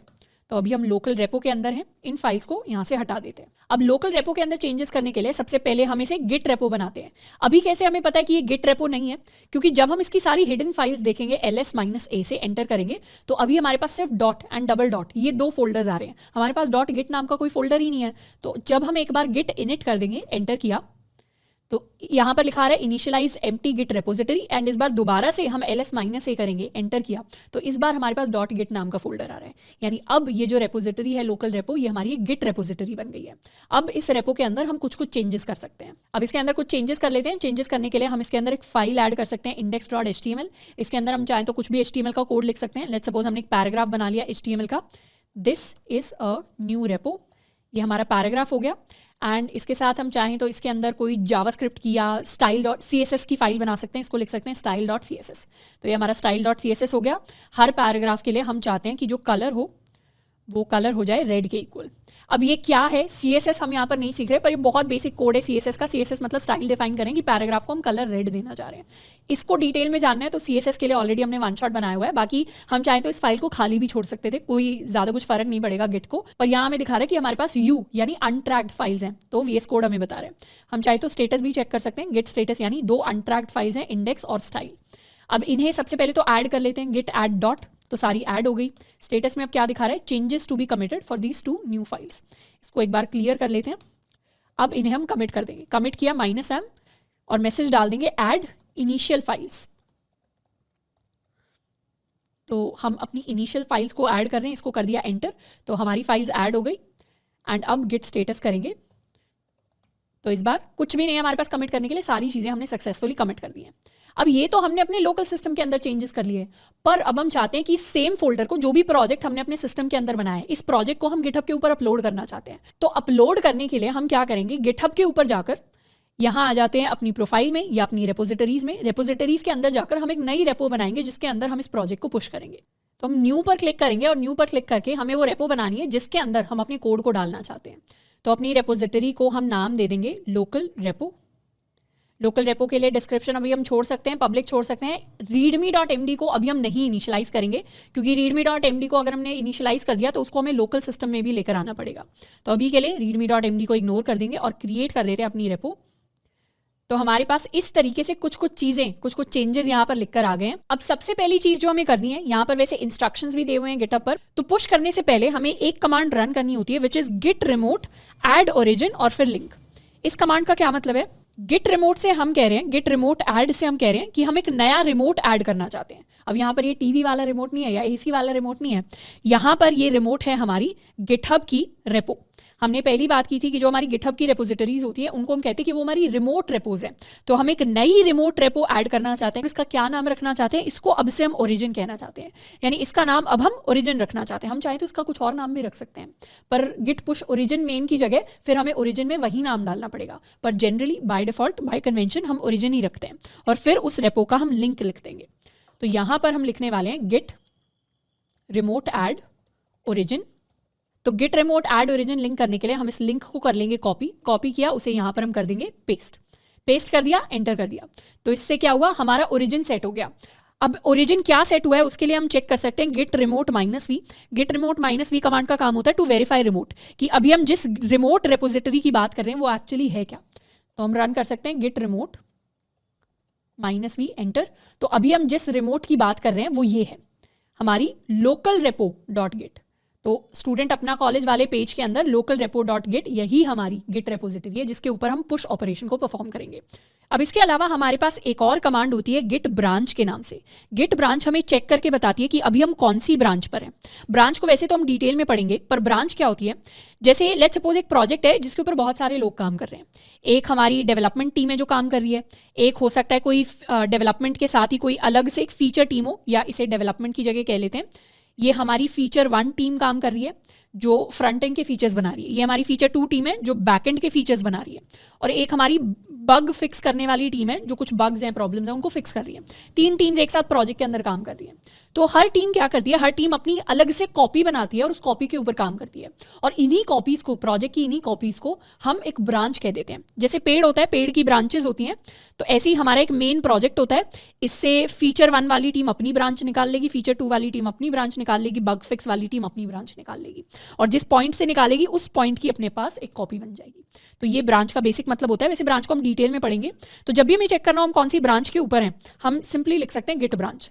तो यहाँ हम लिख सकते हैं गिट ब्रांच, एंटर किया। तो अभी हम मास्टर नाम की एक ब्रांच के ऊपर हैं। अब पहले गिटहब के ऊपर जो हमारी मास्टर ब्रांच होती थी ये हमारी डिफॉल्ट ब्रांच होती थी, पर क्योंकि इंग्लिश के अंदर मास्टर टर्म को थोड़ा डेरोगेटरी तरीके से देखा जाता है, तो इसीलिए गिटहब ने क्या किया, अपनी पॉलिसीज चेंज कर दी, और फिर कुछ सालों से अब हमारी डिफॉल्ट ब्रांच गिटहब के ऊपर मेन ब्रांच होती है। जैसे ये क्या है, ये हमारी मेन ब्रांच है। तो हम क्या कर सकते हैं, ये मास्टर ब्रांच मेन ब्रांच नहीं है, ये दोनों अलग अलग ब्रांचेस है। अब हमें क्या करना पड़ेगा, एक नई ब्रांच मेन बनानी पड़ेगी और उसके अंदर चेंजेस करने पड़ेंगे। अभी तो हम मास्टर पे है, तो या तो हमें एक नई ब्रांच बनानी पड़ेगी मेन नाम से और उसके अंदर चेंजेस करने पड़ेंगे, या हम अपनी मास्टर ब्रांच का नाम चेंज करके उसका नाम मेन कर सकते हैं। ये चेंज हम इसलिए कर रहे हैं, वैसे तो मास्टर के ऊपर भी पुश कर सकते हैं, पर ये चेंज हम इसलिए कर रहे हैं क्योंकि मास्टर का नाम अब मेन हो गया है हर जगह, तो हम भी अपना नाम मेन चेंज करेंगे। तो किसी भी ब्रांच को रीनेम करने के लिए हम लिख सकते हैं गिट ब्रांच -m और फिर उसका नया नाम। तो यहाँ पर नया नाम मेन रखने के लिए हम लिख सकते हैं गिट ब्रांच। अभी जो भी ब्रांच है उसका नाम चेंज कर दो। क्या नाम चेंज करना है, मेन नाम चेंज करना है। एंटर किया और इस बार गिट ब्रांच करेंगे तो हम कौन सी ब्रांच पर हैं, हम अपनी मेन ब्रांच पर हैं। जैसे ही मेन ब्रांच पर आ गए अब हम दोबारा से कर सकते हैं गिट पुश ओरिजिन मेन। अब गिट पुश ओरिजिन मेन हम कुछ इस तरीके से करते हैं, git push origin main, but हम साथ के साथ गिट पुश ओरिजिन मेन के साथ -u का फ्लैग भी यूज कर सकते हैं। यानी हम लिख सकते हैं git push -u origin main. अब ये -u का क्या मतलब है, -u का मतलब होता है टू सेट अपस्ट्रीम।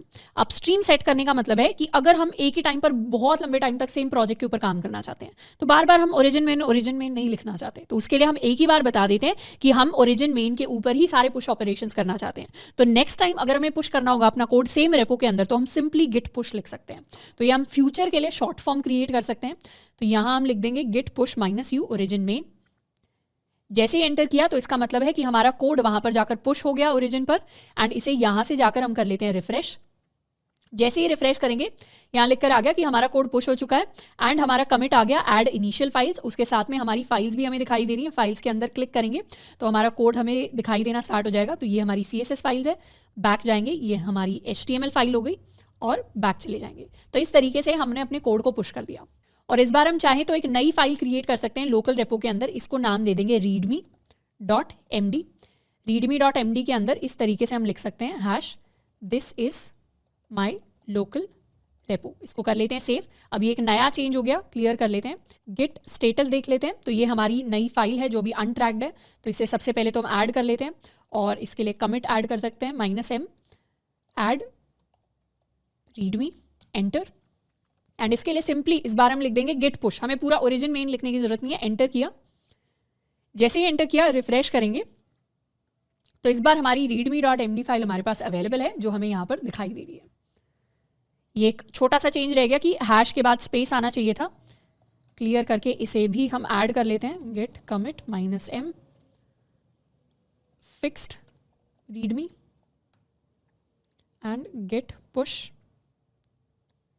ये हमने अपने चेंज को यहाँ पर फिक्स कर दिया है तो ये अच्छे से बोल्ड में अब दिखाई दे रहा है। तो इस तरीके से हम अपनी इनिट कमांड एंड अपनी पुश कमांड के साथ काम कर रहे होते हैं। पर मोस्टली कोशिश करनी है कि जब भी हम रेपो बनाएं, जब भी हम नया प्रोजेक्ट बनाएं, उसकी शुरुआत हम गिटहब के साथ ही कर दें, क्योंकि पहले गिटहब पर बनाकर उसको अपने लोकल सिस्टम में क्लोन करना थोड़ा सा ज़्यादा आसान होता है कंपेरेटिवली। अब नेक्स्ट हम बात करने वाले हैं कि क्या हमारा वर्क फ्लो रहा जब हम लोकल गिट के साथ काम करते हैं। तो जनरली हमारा वर्क फ्लो ये रहेगा कि पहले तो हम गिटहब के ऊपर अपनी फाइल्स बना लेंगे या अपनी रेपो बना लेंगे, उस रेपो को फिर हम क्लोन कर रहे होंगे।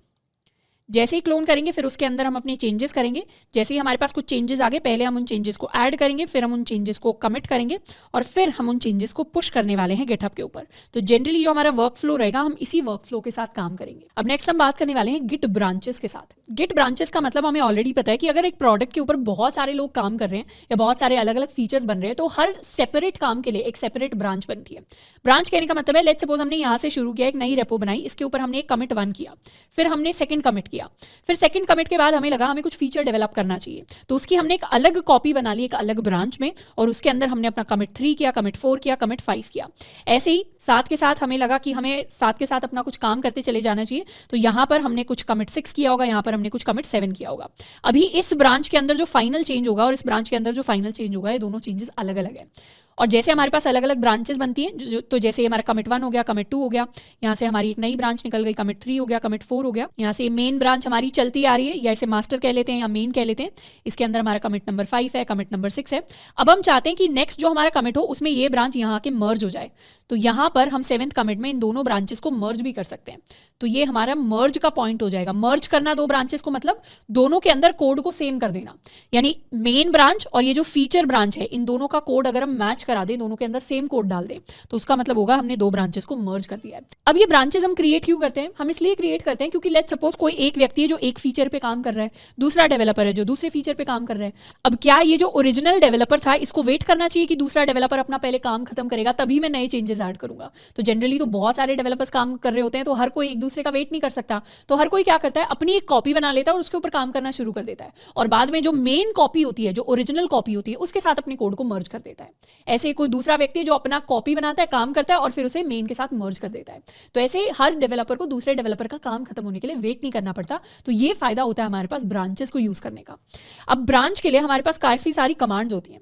किसी भी टाइम पर अगर हम चेक करना चाहते हैं कि हम कौन सी ब्रांच पर हैं तो हम कभी भी टाइप कर सकते हैं गिट ब्रांच। तो अपनी इस लोकल रेपो के अंदर, अभी हम अपनी लोकल रेपो के अंदर हैं, यहाँ क्लियर कर लेते हैं।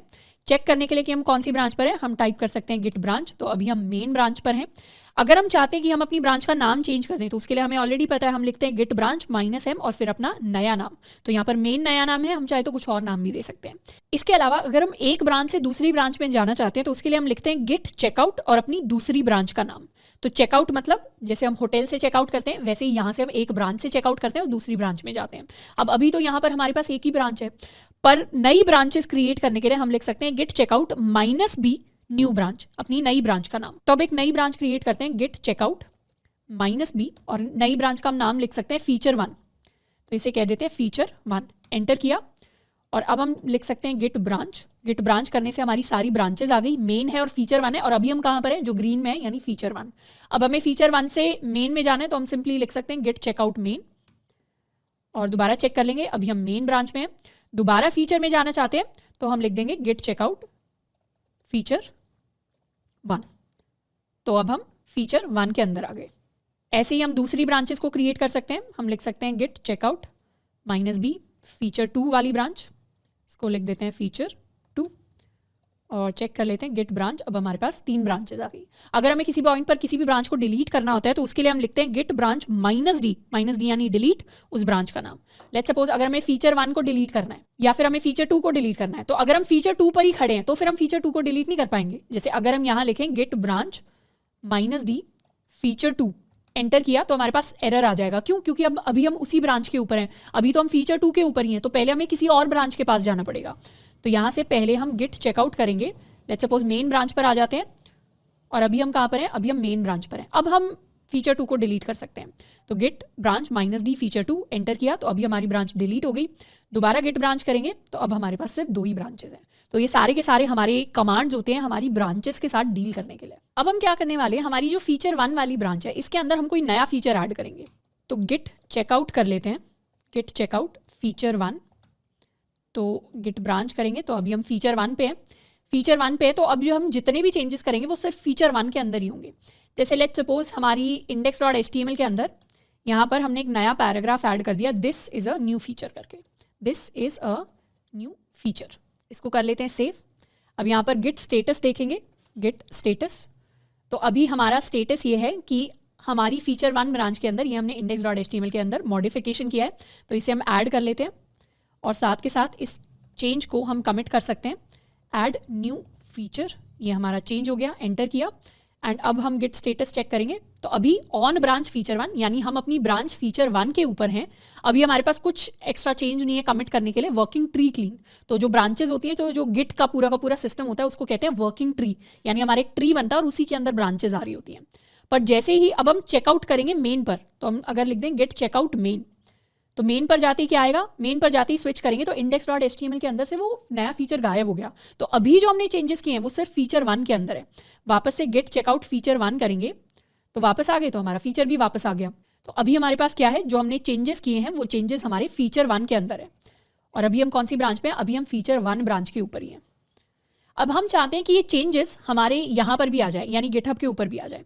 तो गिटहब के ऊपर चेंजेस लाने के लिए हम करते हैं गिट पुश ओरिजिन, यानी हम ओरिजिन के ऊपर पुश करना चाहते हैं, पर कौन सी ब्रांच में, हम अपनी फीचर 1 ब्रांच के अंदर पुश करना चाहते हैं। इस बार हम मेन नहीं लिखेंगे, इस बार हम कह रहे हैं कि हम फीचर 1 के अंदर अपने चेंजेस को पुश करना चाह रहे हैं। एंटर किया तो यहाँ से इस तरीके का मैसेज हमारे पास आएगा। और जब हम गिटहब के ऊपर जाएंगे, अब गिटहब के ऊपर गए तो ये हमें कुछ कंपेयर एंड पुल रिक्वेस्ट जैसा कुछ दिखा रहा है, पर अपनी ब्रांचेस के अंदर हमें अब 2 ब्रांचेस दिखा रहा है। एक है हमारी मेन ब्रांच और ऑटोमेटिकली इसने हमारे लिए फीचर 1 वाली ब्रांच क्रिएट कर दी। फीचर 1 वाली ब्रांच के अंदर हमारे पास यहाँ index.html के अंदर हमारा नया फीचर हमें दिखाई दे रहा है, और हमारी जो मेन ब्रांच है उसके अंदर अभी कोई नया फीचर नहीं है, तो कोई कमिट के अंदर नया फीचर नहीं है। अब अगर हम चाहते हैं कि हम अपनी फीचर ब्रांच और अपनी मेन ब्रांच को मर्ज कर दें, मर्ज करने का क्या मतलब है कि लेट्स सपोज हम अपने चेंजेस किए जा रहे थे और हमने क्या किया, एक अलग से अपनी ब्रांच बनाकर उसके अंदर नया फीचर ऐड किया। अब इस नए फीचर को हम चाह रहे हैं वापस से हम अपने मेन के साथ मर्ज कर दें इस तरीके से। तो उसके लिए हमारे पास 2 तरीके होते हैं कोड को मर्ज करने के। सबसे पहला तरीका होता है कि हम गिट के थ्रू यानी कमांड लाइन के थ्रू ही मर्ज कर सकते हैं। मर्ज करने के लिए सबसे पहले दोनों ब्रांचेस में हम डिफरेंसेस चेक कर सकते हैं, 2 ब्रांचेस को कंपेयर कर सकते हैं। तो जब भी हमें 2 कमिट्स को कंपेयर करना होता है, 2 ब्रांचेस को, 2 फाइल्स को कंपेयर करना होता है, तो उसके अंदर हमारे पास कमांड होती है गिट डिफ और फिर ब्रांच का नाम। जैसे यहाँ पर अभी हम कौन सी ब्रांच पे हैं, यहाँ पे एक बार क्लियर कर लेते हैं। यहाँ पे अभी हम फीचर ब्रांच पे, पर अगर हम फीचर ब्रांच को मेन ब्रांच के साथ कंपेयर करना चाहते हैं तो हम लिख सकते हैं गिट डिफ मेन। तो यहाँ पर डिफरेंसेस आ गए। ये हमें दिखा रहा है कि हमारी जो फीचर 1 ब्रांच है वो मेन ब्रांच से आगे है और उसमें ये पॉजिटिव चेंज है, मतलब ये चीज़ एक्स्ट्रा ऐड हुई है फीचर ब्रांच के अंदर। तो ये तो आगे डिफरेंसेस। अब दोनों ब्रांचेस को मर्ज करने के लिए हम लिख सकते हैं गिट मर्ज ब्रांच नेम। तो यहाँ पर जैसे ही हम गिट मर्ज ब्रांच नेम लिख देंगे, यानी गिट मर्ज मेन लिख देंगे, तो हमारी फीचर मेन के साथ मर्ज हो जाएगी। ये है पहला तरीका, जिसको हम अभी नहीं करने वाले, जिसको हम बाद में देखेंगे। दूसरा तरीका होता है यूजिंग गिटहब। गिटहब के थ्रू हम क्या करते हैं, 2 ब्रांचेस को मर्ज करने के लिए हम PR क्रिएट करते हैं। PR is a pull request. Pull request क्या होती है, गिटहब के ऊपर पुल रिक्वेस्ट का मतलब होता है that it lets you tell others about the changes you have pushed to a branch in a repo on GitHub. यानी जब एक प्रोजेक्ट के ऊपर बहुत सारे लोग काम कर रहे होते हैं और हर कोई चाहता है कि अपना कोड मेन के साथ मर्ज कर दे, तो जब एक ही प्रोजेक्ट के ऊपर बहुत सारे डेवलपर्स मेन के साथ मर्ज करना चाहते हैं तो उस केस में क्या होता है, वो पुल रिक्वेस्ट के थ्रू ये काम करते हैं। पुल रिक्वेस्ट यानी ये हम रिक्वेस्ट डाल रहे हैं कि मर्ज कर दो। तो एक्चुअली क्या होता है, अगर हमने अपनी ब्रांच के अंदर कुछ चेंज कर लिया और उसे हम अपनी मेन ब्रांच के साथ पुश करना चाहते हैं, तो मेन ब्रांच को कोई सीनियर डेवलपर होगा जो मेन ब्रांच के ऊपर काम कर रहा होता है या मेन ब्रांच के ऊपर देख रहा होगा, या फिर हमारा कोई प्रोजेक्ट मैनेजर होगा, प्रोडक्ट मैनेजर होगा। तो वो क्या करेंगे, जैसे ही हम चेंजेस क्रिएट करेंगे वो पहले हमारी PR को रिव्यू करेंगे। PR को रिव्यू करने का मतलब होता है हम क्या चेंजेस नए ऐड करना चाह रहे हैं, कहीं हम गलती से कुछ गलत तो नहीं ऐड कर रहे अपनी मेन ब्रांच के अंदर, और फिर वो उस पर चाहें तो कमेंट कर सकते हैं कि नहीं ये चीज़ चेंज करो इसके अंदर, ये PR अभी एक्सेप्ट नहीं हो सकती, ये फीचर की अब ज़रूरत नहीं है। इस तरीके की कुछ भी जो रिव्यूज़ होते हैं वो वहाँ पर डाल सकते हैं। एंड उस हिसाब से जनरली सीनियर डेवलपर्स का फिर डिसीजन होता है कि उन्हें मर्ज करना है या नहीं करना। पर अभी हम ही जूनियर डेवलपर हैं, हम ही सीनियर डेवलपर हैं, तो हम क्या कर सकते हैं, यहाँ से अपनी फीचर 1 के लिए हम कंपेयर एंड पुल रिक्वेस्ट इस ऑप्शन पर क्लिक करेंगे। यहाँ पर चले जाएंगे तो हम यहाँ से दिख रहा है कि मर्ज करने की कोशिश कर रहे हैं अपनी फीचर 1 ब्रांच को अपनी बेस ब्रांच यानी मेन ब्रांच के साथ। तो मर्ज करने के लिए हमें यहाँ मैसेज लिखना पड़ता है ऐड न्यू फीचर। तो यहाँ से हम एक नई पुल रिक्वेस्ट को क्रिएट कर देंगे। नई पुल रिक्वेस्ट क्रिएट कर दी, गिटहब चेक कर रहा है क्या ऑटोमेटिकली मर्ज हो सकता है। तो ऑटोमेटिकली मर्ज हो सकता है, उसके लिए ग्रीन दिखा दिया गिटहब ने। ऑटोमेटिकली मर्ज होने का मतलब है कि हो सकता है कि मेन के अंदर उसी सेम लाइन के अंदर कुछ और लिखा हो, आपने कुछ और लिख दिया, तो उससे क्या हो सकता है, कॉन्फ्लिक्ट्स आ सकते हैं, प्रॉब्लम्स आ सकती हैं। पर अभी तो हमने कहाँ चेंज किया, अभी तो हमने सेकेंड लाइन के अंदर चेंज किया, मेन के अंदर तो फर्स्ट लाइन के अंदर चेंज हुआ था। तो हम क्या कर सकते हैं, इसे मर्ज कर सकते हैं। मर्ज करने के लिए यहाँ पर हो सकता है कोई सीनियर डेवलपर रिव्यू करे तो वो यहाँ पर कुछ कमेंट लिख दे, पर अभी हमें कोई कमेंट नहीं लिखना है। पर अभी हम सिंपली मर्ज पुल रिक्वेस्ट पर क्लिक करेंगे। जैसे ही क्लिक किया यहाँ पर हम लिख सकते हैं कंफर्म मर्ज। जैसे ही कंफर्म मर्ज करेंगे एक नया कमिट ऐड हो जाएगा। किस नाम से कमिट ऐड होगा, मर्ज पुल रिक्वेस्ट। यानी पुल रिक्वेस्ट को मर्ज करने का भी अलग से कमिट होता है, क्योंकि ये भी एक चेंज है, इसका भी स्क्रीनशॉट लिया जा रहा है। तो इसे कंफर्म मर्ज कर देते हैं। तो यहाँ आ गया pull request successfully merged and closed, यानी पीआर जो थी, जो रिक्वेस्ट थी पुल रिक्वेस्ट, वो क्लोज्ड हो चुकी है। और अब कोड के अंदर आ जाएंगे। कोड के अंदर आए तो अब मेन के अंदर भी मुझे दिखाई दे रहा है ऐड न्यू फीचर। तो अब मेन और फीचर 1 दोनों के अंदर सेम चेंजेस हमें दिखाई देंगे, क्योंकि अब फीचर 1 के चेंजेस मेन के साथ जुड़ चुके हैं, मर्ज हो चुके हैं। तो इस तरीके से हमारी पीआर काम करती है। हम चाहें तो कभी भी कोई नई ब्रांच बना रहे हैं, कुछ और नई चीज़ अगर हम क्रिएट कर रहे हैं, तो हम सिंपली जाकर उसके लिए एक नई पुल रिक्वेस्ट क्रिएट कर सकते हैं। और पुल रिक्वेस्ट के अंदर हम बता सकते हैं कि हम क्या नया चेंज लेकर आ रहे हैं इस कोड के अंदर। अब यहाँ पर आ जाते हैं कोड के अंदर और एक बार अपने लोकल सिस्टम में आते हैं। लोकल सिस्टम में क्लियर करेंगे और गिट चेकआउट कर देते हैं मेन पर। अभी हम कहाँ पर हैं, अभी हम अपनी मेन ब्रांच के अंदर हैं। पर नोटिस करें तो मेन ब्रांच के अंदर तो वो फीचर आई ही नहीं। फीचर कहाँ पर मर्ज हुए, फीचर तो गिटहब के ऊपर मर्ज हुआ। फीचर 1 मेन ब्रांच के साथ गिटहब के ऊपर मर्ज हुई, पर हमें तो वो चेंजेस अपने लोकल के अंदर भी चाहिए। तो जब भी हमें रिमोट के चेंजेस लोकल के अंदर लाने होते हैं तो उसके लिए हम पुल कमांड को यूज करते हैं। पुल कमांड को लिखने के लिए हम लिखते हैं git pull origin main. Pull command का काम होता है to fetch and download content from a remote repo, यानी जो हमारी रिमोट रेपोजिटरी है गिटहब के ऊपर, वहां से सारा कॉन्टेंट डाउनलोड करती है और अपने लोकल रेपो के अंदर लेकर आकर उस कॉन्टेंट को हम मैच करने की कोशिश करते हैं। तो अपने सारे कंटेंट को गिटहब से लोकल के अंदर लाने के लिए हम लिखते हैं git pull origin main, enter किया तो सारे चेंजेस हमारे पास आ गए और अब मेन के अंदर भी हमें हमारा नया फीचर जो है वो दिखाई दे रहा है। अब नेक्स्ट हम बात करने वाले हैं मर्ज कॉन्फ्लिक्ट्स के बारे में। मर्ज कॉन्फ्लिक्ट्स यानी जब भी हम दो ब्रांचेस को मर्ज करते हैं और दोनों के अंदर सेम ही लाइन में या सेम ही फाइल में चेंजेस हो रखे होते हैं, तो गिट को समझ नहीं आता कि एक ब्रांच के चेंजेस रखने हैं या दूसरी ब्रांच के चेंजेस रखने हैं। तो उसके लिए हम क्या करेंगे, अपने मेन के अंदर कुछ चेंज करते हैं। जैसे लेट्स सपोज मेन के अंदर हमने नया फीचर ऐड किया है और नए फीचर के अंदर हम ऐड कर रहे हैं एक बटन। इस तरीके से हमने फीचर के अंदर एक बटन ऐड कर दिया। इसको हम कर लेते हैं सेव। तो git add all and git commit -m add button. तो हमने क्या किया, एक बटन को ऐड कर दिया मेन के अंदर। अब फीचर 1 के अंदर वापस से चेकआउट कर देते हैं। Git checkout to feature 1। Feature 1 के अंदर अभी ये कोड हमें दिखाई दे रहा है और हम सेम जगह क्या करेंगे, फीचर 1 के अंदर जाकर हम बटन नहीं, हम एक ड्रॉप डाउन ऐड करने वाले हैं। तो हमने अपने पेज के ऊपर एक ड्रॉप डाउन ऐड कर दिया। ये एक दूसरा फीचर है कोई, इसको हमने कर लिया सेव। और इस चेंज को भी हमने अपनी ब्रांच के ऊपर, कौन सी ब्रांच पर है हम अभी फीचर 1 ब्रांच के ऊपर हैं, तो फीचर 1 के ऊपर हम इस चेंज को ऐड कर सकते हैं और इस सेम चेंज को हम कमिट कर सकते हैं। कमिट किया तो कमिट में हम लिख सकते हैं ऐड ड्रॉप डाउन। तो ये हमने ड्रॉप डाउन को ऐड कर लिया। अब हमारी मेन और फीचर 1 के अंदर अलग अलग चेंजेस हैं। दोनों के डिफरेंसेस अगर देखें तो हम लिख सकते हैं गिट डिफरेंस विद मेन। तो हमारी फीचर 1 का मेन के साथ डिफरेंस आ गया कि मेन के अंदर तो यहाँ बटन ऐड हो रखा था, जिसको हमने डिलीट करके क्या किया, वहां पे ड्रॉप डाउन ऐड कर दिया। तो दोनों ब्रांचेस के अंदर चेंजेस हैं। अब दोनों ब्रांचेस के अंदर चेंज कहाँ हुआ है, दोनों ब्रांचेस के अंदर चेंज सेम जगह हुआ है। अब हम दोनों ब्रांचेस को मर्ज करेंगे। अब मर्ज करने के हमने 2 तरीके सीखे थे। पहला था कि पुल रिक्वेस्ट क्रिएट कर लो, उसको हम ऑलरेडी देख चुके हैं। दूसरा तरीका होता था कि हम गिट मर्ज लिख देंगे। तो हम क्या करने वाले हैं, कमांड लाइन वाला तरीका अब यूज करेंगे। तो किसी भी एक ब्रांच को दूसरी ब्रांच से मर्ज करने के लिए हम लिख सकते हैं गिट मर्ज और फिर दूसरी ब्रांच का नाम। अभी हम अपनी फीचर 1 ब्रांच पे हैं तो हम लिखेंगे गिट मर्ज मेन, एंटर करेंगे।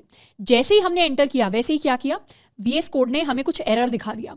और ये क्या है, इन्हीं को हम कहते हैं conflicts, merge conflicts. Merge conflict हमारा एक इवेंट होता है that takes place when git is unable to automatically resolve differences. यानी एक फाइल के अंदर जब एक ब्रांच ने चेंज किया और उसी सेम जगह जब दूसरी ब्रांच ने चेंज कर दिया, तो गिट को समझ नहीं आता कि दोनों में से किसका कमिट फाइनल रखना है। तो git is not able to resolve differences, दोनों के बीच का डिफरेंस समझ नहीं आता गिट को। तो उस केस में हमें मैन्युअली बताना पड़ता है कि हमें कौन सी फाइल का चेंज चाहिए। तो इसी को कहते हैं रिजॉल्विंग मर्ज कॉन्फ्लिक्ट्स। तो हमारे पास मर्ज कॉन्फ्लिक्ट्स बहुत बार आते हैं कोडिंग के अंदर, तो उन्हें हमें रिजॉल्व करना होता है। रिजॉल्व करने के लिए VS कोड क्योंकि एक स्मार्ट एडिटर है तो वो हमें काफ़ी सारे ऑप्शंस ऑटोमेटिकली दे देता है। ये हमें बता रहा है accept current change. Current change accept करने का मतलब है कि अभी जो हमने फीचर 1 के अंदर लिखा हुआ था हमें वही चीज़ चाहिए। एक्सेप्ट इनकमिंग चेंज का मतलब है कि अभी फीचर 1 मेन ब्रांच से जो यहाँ पर चेंज आ रहा है, इनकमिंग चेंज क्या है, इनकमिंग चेंज है जो मेन ब्रांच से आ रहा है, और करंट चेंज क्या है, करंट चेंज है जो अभी फीचर 1 ब्रांच में है। तो अगर हमें इनकमिंग चेंज चाहिए, मेन ब्रांच वाला चेंज चाहिए, तो इस बटन पे क्लिक कर सकते हैं। अगर हमें दोनों चेंजेस चाहिए एक एक लाइन में तो हम इस बटन पे क्लिक कर सकते हैं। तो या तो हम डायरेक्टली इन ऑप्शंस पे क्लिक कर सकते हैं या फिर डायरेक्टली हम खुद से डिसाइड कर सकते हैं क्या चेंज चाहिए। तो मर्ज कॉन्फ्लिक्ट को रिजॉल्व करने के लिए पहले तो ये जो अजीब सी लाइनें हमारे पास आई हैं इनको हमें हटाना पड़ता है। इस लाइन को हमने हटा दिया, ये जो अजीब सी लाइन ऐड हुई है इसको हटा देते हैं, ये जो हेड नाम की अजीब सी लाइन ऐड हुई है इसको हटा देते हैं। तो अब अगर हमने सिर्फ ऐसे इतना छोड़कर कोड को सेव कर लिया तो इसका मतलब है हम दोनों फीचर चाहिए हमें। अगर हम इस लाइन को हटा देते हैं तो इसका मतलब है कि हमें सिर्फ ड्रॉप डाउन वाला फीचर चाहिए, और हम ड्रॉप डाउन को हटाकर बटन को रख लेते हैं तो इसका मतलब हमें सिर्फ बटन वाला फीचर चाहिए।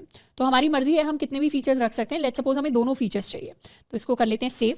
सेव किया तो अब स्टेटस चेक कर लेंगे। स्टेटस में क्या दिखा रहा है, स्टेटस में दिखा रहा है हमारे पास मॉडिफाइड फाइल है।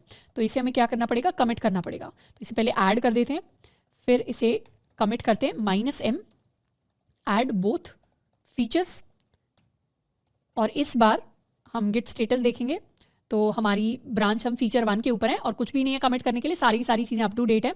और गिट डिफरेंस देखेंगे तो अभी गिट डिफरेंस विद मेन देखेंगे तो मेन के कंपैरिजन में हमारे पास एक चेंज ज़्यादा है। अब हम गिट चेकआउट मेन पर जा सकते हैं।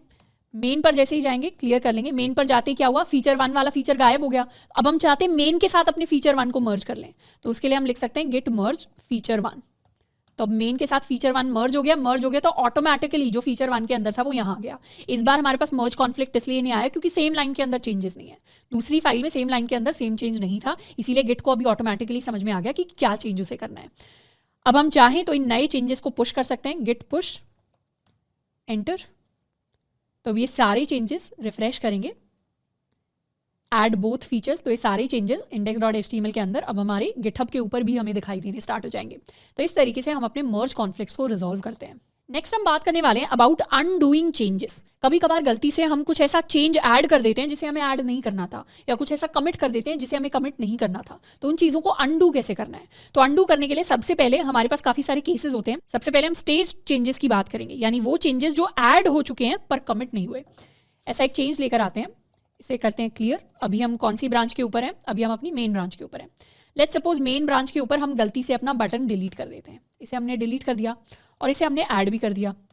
अभी हम गिट स्टेटस देखें तो हम ऐड कर चुके हैं, अब बस कमिट करना है इस चेंज को। पर हमें पता चला बटन को तो हमने गलती से डिलीट कर दिया, वापस से हमें उसी स्टेज पर आना है।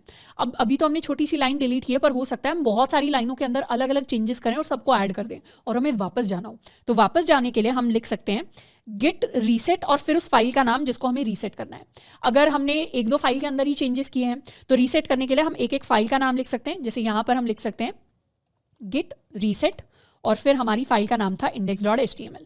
तो इससे क्या होगा, हमारे सारे ऐड वाले चेंजेस रीसेट हो जाएंगे। पर अगर हमें बहुत सारी फाइल्स के अंदर एक साथ सारे चेंजेस रीसेट करने हैं तो हम सिंपली गिट रीसेट भी लिख सकते हैं।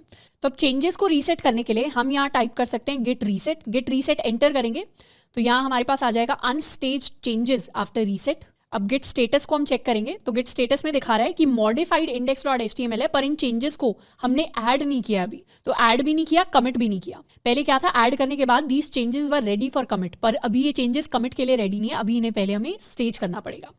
दूसरी तरीके की मिस्टेक जो हम कर सकते हैं कि गलती से हमने कुछ चेंज है जिसको कमिट कर दिया। अब जैसे इसे कर लेते हैं क्लियर। लेट्स सपोज हमने गलती से अपना बटन डिलीट कर दिया, इस चीज़ को हमने ऐड भी कर दिया और इस चीज़ को हमने कमिट भी कर दिया -m।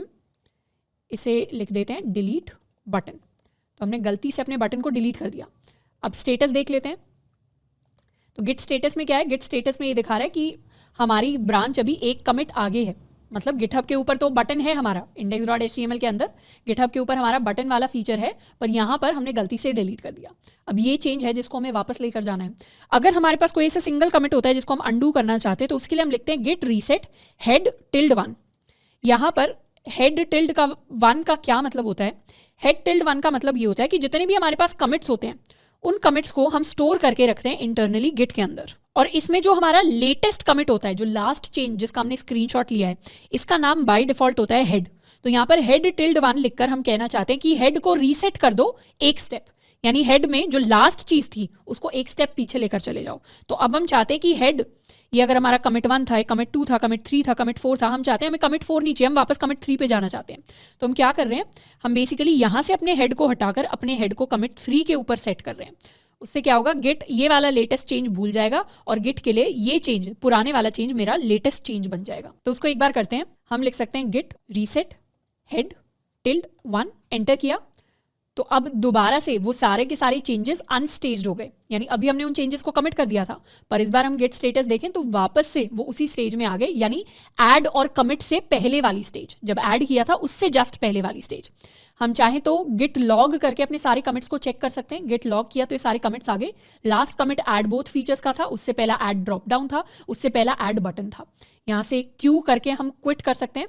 तो बेसिकली कभी भी जाकर हम अपने कमिट्स को चेक कर सकते हैं कि कब हमने कौन सा कमिट किया था कौन सी ब्रांच के अंदर। तो अभी हम अपनी मेन ब्रांच के अंदर, और मेन ब्रांच के अंदर ये सारे कमिट्स हुए हैं। अब लेट्स सपोज हम एक कमिट की जगह मल्टीपल कमिट्स पीछे जाना चाह रहे हैं। अभी तो हमने बात कर ली कि हेड को हमें एक पीछे लेकर जाना है, पर हेड को अगर हम 2 पीछे या 3 पीछे लेकर जाना चाह रहे हैं तो मल्टीपल कमिट्स को अंडू करने के लिए हम अपने उस कमिट का हैश नोट करते हैं। हैश क्या होता है, हैश बेसिकली एक कोड होता है। हर कमिट के साथ अपना एक स्पेसिफिक हैश होता है जो उसके साथ फिक्स्ड होता है और यूनिक होता है। तो हम जिस कमिट के पास वापस जाना चाहते हैं, लेट्स सपोज हम 3 से 1 वाले के पास वापस जाना चाहते हैं और यहां पर अपने हेड को रीसेट करना चाहते हैं, तो हम क्या करते हैं, उस कमिट का हम हैश कॉपी कर लेते हैं और हम लिखते हैं गिट रीसेट और उस कमिट पे चले जाओ जिस कमिट का हम हैश कॉपी कर रहे हैं। लेट्स सपोज हम वापस से ऐड बटन वाले कमिट के पास जाना चाहते हैं, तो ये उसका हैश है। इस हैश को हम कॉपी कर सकते हैं और यहां पर हम लिख सकते हैं गिट रीसेट और हैश को कॉपी कर लिया, एंटर कर दिया। तो अब हम गिट स्टेटस देखेंगे। तो गिट स्टेटस से क्या हुआ, अब हमारे पास जितने भी चेंजेस हमने उसके बाद एक्स्ट्रा किए हैं वो सारे के सारे वापस आ गए। और इस बार हम गिट लॉग करेंगे तो गिट लॉग में वो जो ऐड बोथ फीचर्स या ऐड ड्रॉप डाउन था वो सारे कमिट सब हट चुके हैं। अब हमारे पास जो लेटेस्ट कमिट आ रहा है, सबसे ऊपर जो कमिट आ रहा है वो कमिट है ऐड बटन का। तो हमारा लेटेस्ट कमिट, हमारा हेड अब चेंज हो चुका है। यहाँ से क्विट करने के लिए दोबारा क्यू प्रेस कर देंगे और इसे हम क्लियर कर सकते हैं। तो किसी भी पॉइंट पर जाकर अगर हमें अपनी हिस्ट्री चेक करनी है कमिट की, तो हम गिट लॉग को कर सकते हैं और गिट लॉग से हमारे सारे के सारे कमिट्स हमें दिखाई देने लग जाएंगे जो पुराने कमिट्स हैं। दोबारा क्विट करके इसे कर लेते हैं क्लियर। अब गिट स्टेटस करें तो अभी तो हमें क्या दिखा रहा है, अभी तो हमें वो सारे चेंजेस दिखा रहा है जो हमने बाद में किए हैं, यानी ऐड बटन के बाद में जो हमारा लेटेस्ट कमिट था उसके बाद में जो चेंजेस किए हैं वो भी अभी हैं। यहाँ पर फाइल्स के अंदर हमें मॉडिफाइड ही दिखा रहा है, पर हम तो चाहते हैं उस कमिट के बाद वाले जो चेंजेस हैं वो भी पूरी तरीके से हट जाएं। तो उन सबको हटाने के लिए जब हम गिट रीसेट करते हैं, तो जैसे यहाँ पर हमने गिट रीसेट किया तो गिट रीसेट के साथ हम यहाँ माइनस माइनस हार्ड लिख सकते हैं। माइनस माइनस हार्ड लिखने से क्या होगा, हमारे वीएस कोड के अंदर भी, यानी कोड के अंदर से भी चेंजेस हट जाएंगे। तो गिट के अंदर से तो हट ही जाएंगे, वीएस कोड के अंदर से भी हट ही जाएंगे। एंटर करेंगे तो क्या हुआ, वापस से हम बटन वाले चेंज पर आ गए। अब कुछ अनमॉडिफाइड वगैरह कुछ नहीं आ रहा। और इस बार गिट स्टेटस करेंगे, वापस से हम उसी कमिट पर आ गए जहां पर हम ओरिजिनली थे। तो इस तरीके से हम अपने चेंजेस को अंडू कर सकते हैं इनसाइड गिट। अब नेक्स्ट हम बात करने वाले हैं फॉर्क के बारे में। रेपोजिटरीज को हम गिटहब के ऊपर फॉर्क भी कर सकते हैं। फॉर्क करने का मतलब होता है एक नई रेपोजिटरी बनाना जिसके अंदर वो सेम कोड और सारी सेम सेटिंग्स हो जो हमारी दूसरी किसी रेपो के अंदर है। तो बेसिकली फॉर्क क्या होती है, फॉर्क हमारी किसी भी प्रोजेक्ट की रफ कॉपी होती है। लेट्स सपोज हमें किसी दूसरे व्यक्ति के प्रोजेक्ट के ऊपर काम करना है, जैसे अगर हम ओपन सोर्स के अंदर कंट्रीब्यूट करना चाहते हैं, हम दूसरी कंपनीज की रेपोजिटरी के ऊपर काम करना चाहते हैं, या हम अपने किसी दोस्त के प्रोजेक्ट के साथ काम करना चाहते हैं, तो हम क्या कर सकते हैं, पहले तो उस प्रोजेक्ट को हम गिटहब के ऊपर जाकर सर्च करते हैं। तो यहां से हम सर्च कर सकते हैं, लेट्स सपोज हमें एक्सप्रेस का कोड चाहिए। एक्सप्रेस अगर हम सर्च करेंगे तो ये एक्सप्रेस जेएस, एक्सप्रेस की हमें रेपो मिल जाएगी। ये रेपो ऑफिशियल रेपो है एक्सप्रेस जेएस के अंदर, और इसके अंदर अभी ये सारे लोग कॉन्ट्रीब्यूटर्स हैं जिन्होंने कॉन्ट्रीब्यूट किया है। अब हम चाहते हैं कि ये वाला जो प्रोजेक्ट है इसकी कॉपी हम अपने अकाउंट पे बना लें, हम अपने गिटहब अकाउंट पे बना लें। तो इस प्रोजेक्ट को हम फॉर्क कर सकते हैं। फॉर्क करने का मतलब अपनी खुद के लिए एक रफ कॉपी बना लेना। तो फॉर्क करने के लिए हम इस फॉर्क वाले ऑप्शन पर जाते हैं और इस पर क्लिक करते हैं, और ये क्या करेगा, हमारे अकाउंट में इस प्रोजेक्ट की हम चाहें तो सेम नाम से या किसी और नाम से कॉपी बना सकते हैं। और कॉपी बनाने के लिए हम या तो सिलेक्ट कर सकते हैं copy the master branch only, या फिर हम चाहें तो पूरा प्रोजेक्ट कॉपी कर सकते हैं, क्रिएट कर देंगे फॉर्क। और कभी कभार बड़ा प्रोजेक्ट होता है तो फॉर्क क्रिएट होने में कई बार ज़्यादा टाइम भी ले लेता है, तो उसके लिए हमें थोड़ा सा वेट करना पड़ सकता है। और ये आ गया हमारा प्रोजेक्ट फॉर्क होकर। अब अगर हम नोटिस करें तो एक्सप्रेस की सारा का सारा कोड हमारे गिटहब अकाउंट में भी आ गया, सारी चीजें रीडमी वगैरह सब कॉपी होकर आ गया है, पर ये एक्सप्रेस का अकाउंट नहीं है, ये हमारा खुद का अकाउंट है। तो इस तरीके से हम दूसरे लोगों के कोड को अपने अकाउंट के अंदर कॉपी करते हैं और अब इस कोड के अंदर हम कुछ चेंजेस भी कर सकते हैं। जैसे रीडमी को अगर हम एडिट कर दें तो यहाँ पर हम रीडमी में सबसे ऊपर या यहाँ पर आ जाते हैं, सबसे ऊपर हम एक चेंज कर सकते हैं। Let's suppose if I right my name या इफ आई राइट अपना कॉलेज, तो अगर यहाँ मैंने अपना कॉलेज लिख दिया, इस चेंज को मैंने कमिट कर दिया। अब हम इसे कहाँ कमिट कर रहे हैं, हम इसे मास्टर ब्रांच के अंदर कमिट कर रहे हैं अपने अकाउंट पर। अब ये दूसरे अकाउंट के अंदर कमिट नहीं हो रहा, तो ये क्या हो गया, चेंज हमारा नया कमिट हो गया। एंड यहाँ हमें दिखा रहा है this branch is 1 commit ahead of express JS master, यानी जहां से ओरिजिनली कॉपी किया था उससे अब हम एक कमिट आगे आ गए हैं। तो अब हम चाहते हैं कि हमारा जो चेंज है उसे हम ओरिजिनल के साथ मर्ज करना चाहते हैं। तो मर्ज करने के लिए हम अपनी पुल रिक्वेस्ट क्रिएट कर सकते हैं। तो जब भी हमें मर्ज करना होता है दूसरे कोड्स के साथ तो हम पुल रिक्वेस्ट को क्रिएट करते हैं, और पुल रिक्वेस्ट क्रिएट करने के लिए हम न्यू पुल रिक्वेस्ट पर जाएंगे और यहाँ पर जाकर हम बेसिकली कह रहे हैं कि हमारा जो मास्टर ब्रांच है उसको एक्सप्रेस जेएस यानी जो बेस रेपोजिटरी थी जहाँ से हमने कॉपी किया था सब कुछ, उसके साथ मर्ज कर दो। तो मर्ज करने के लिए यहाँ पर हमें दिखा रहा है कि क्या हमने क्या क्या चेंजेस किए हैं। हमने ये एक नया चेंज किया है। अब वैसे तो हम पुल रिक्वेस्ट क्रिएट करने की कोशिश कर रहे हैं पर उसे करना नहीं है एक्चुअली, क्योंकि हमने बहुत ही फालतू सा यहाँ पे चेंज किया है, हमने कुछ यूजफुल ऐड नहीं किया रेपो के अंदर। पर जनरली पुल रिक्वेस्ट को हम इसी तरीके से यूज करते हैं जब हम कुछ यूजफुल चेंज दूसरे लोगों के कोड के अंदर कर रहे होते हैं। जैसे उन्होंने कोई गलती कर रखी है कोड के अंदर तो उसको हमने फिक्स कर दिया, या फिर कोई नया फीचर हम उनके कोड के अंदर, उनकी वेबसाइट के अंदर, उनके सॉफ्टवेयर के अंदर ऐड करना चाहते हैं। तो और वैसे जो ओरिजिनल ओनर है उसने अभी लिमिट भी कर रखा है कि नए यूजर्स पुल रिक्वेस्ट क्रिएट नहीं कर सकते, क्योंकि उन्होंने भी एक्सपीरियंस किया होगा कि ऐसे ही लोग फालतू चेंजेस करके पुल रिक्वेस्ट क्रिएट कर रहे हैं। पर हमें कभी भी अननेसेसरी पुल रिक्वेस्ट क्रिएट नहीं करनी। जब भी हमको यूजफुल चेंज करें तभी हम अपनी पुल रिक्वेस्ट को क्रिएट कर रहे होंगे। तो इस तरीके से हमारा फॉर्क काम करता है गिटहब के ऊपर। तो ये हमने काफ़ी सारे डिफरेंट कमांड एंड काफ़ी सारी डिफरेंट फंक्शनैलिटीज़ डिस्कस कर ली हैं गिट एंड गिटहब की, जिनको हम डे टू डे बेसिस पर यूज़ करते हैं जब भी हम अपने प्रोजेक्ट्स के साथ या दूसरे लोगों के प्रोजेक्ट्स के साथ काम करते हैं, डेवलपमेंट प्रोसेस को हम एग्जीक्यूट कर रहे होते हैं। तो आई होप कि गिट एंड गिटहब को हम अच्छे से सीख गए होंगे। तो इसी तरीके के अगर आपको और ट्यूटोरियल्स चाहिए या किसी नए टॉपिक के ऊपर वीडियो चाहिए तो उसके बारे में भी आप मुझे नीचे बता सकते हैं, या फिर अगर आप full stack web development complete सीखना चाहते हैं तो उसके लिए अपना कॉलेज पर हमारे पास डेल्टा बैच अवेलेबल है, जिसको जाकर हम अपना कॉलेज की वेबसाइट के ऊपर एक्सप्लोर कर सकते हैं, जिसमें 4.5 महीने के अंदर हम कंप्लीट वेबसाइट्स बनाना सीखते हैं। तो आज के लिए इतना ही, मिलते हैं नेक्स्ट वीडियो में। Keep learning and keep exploring.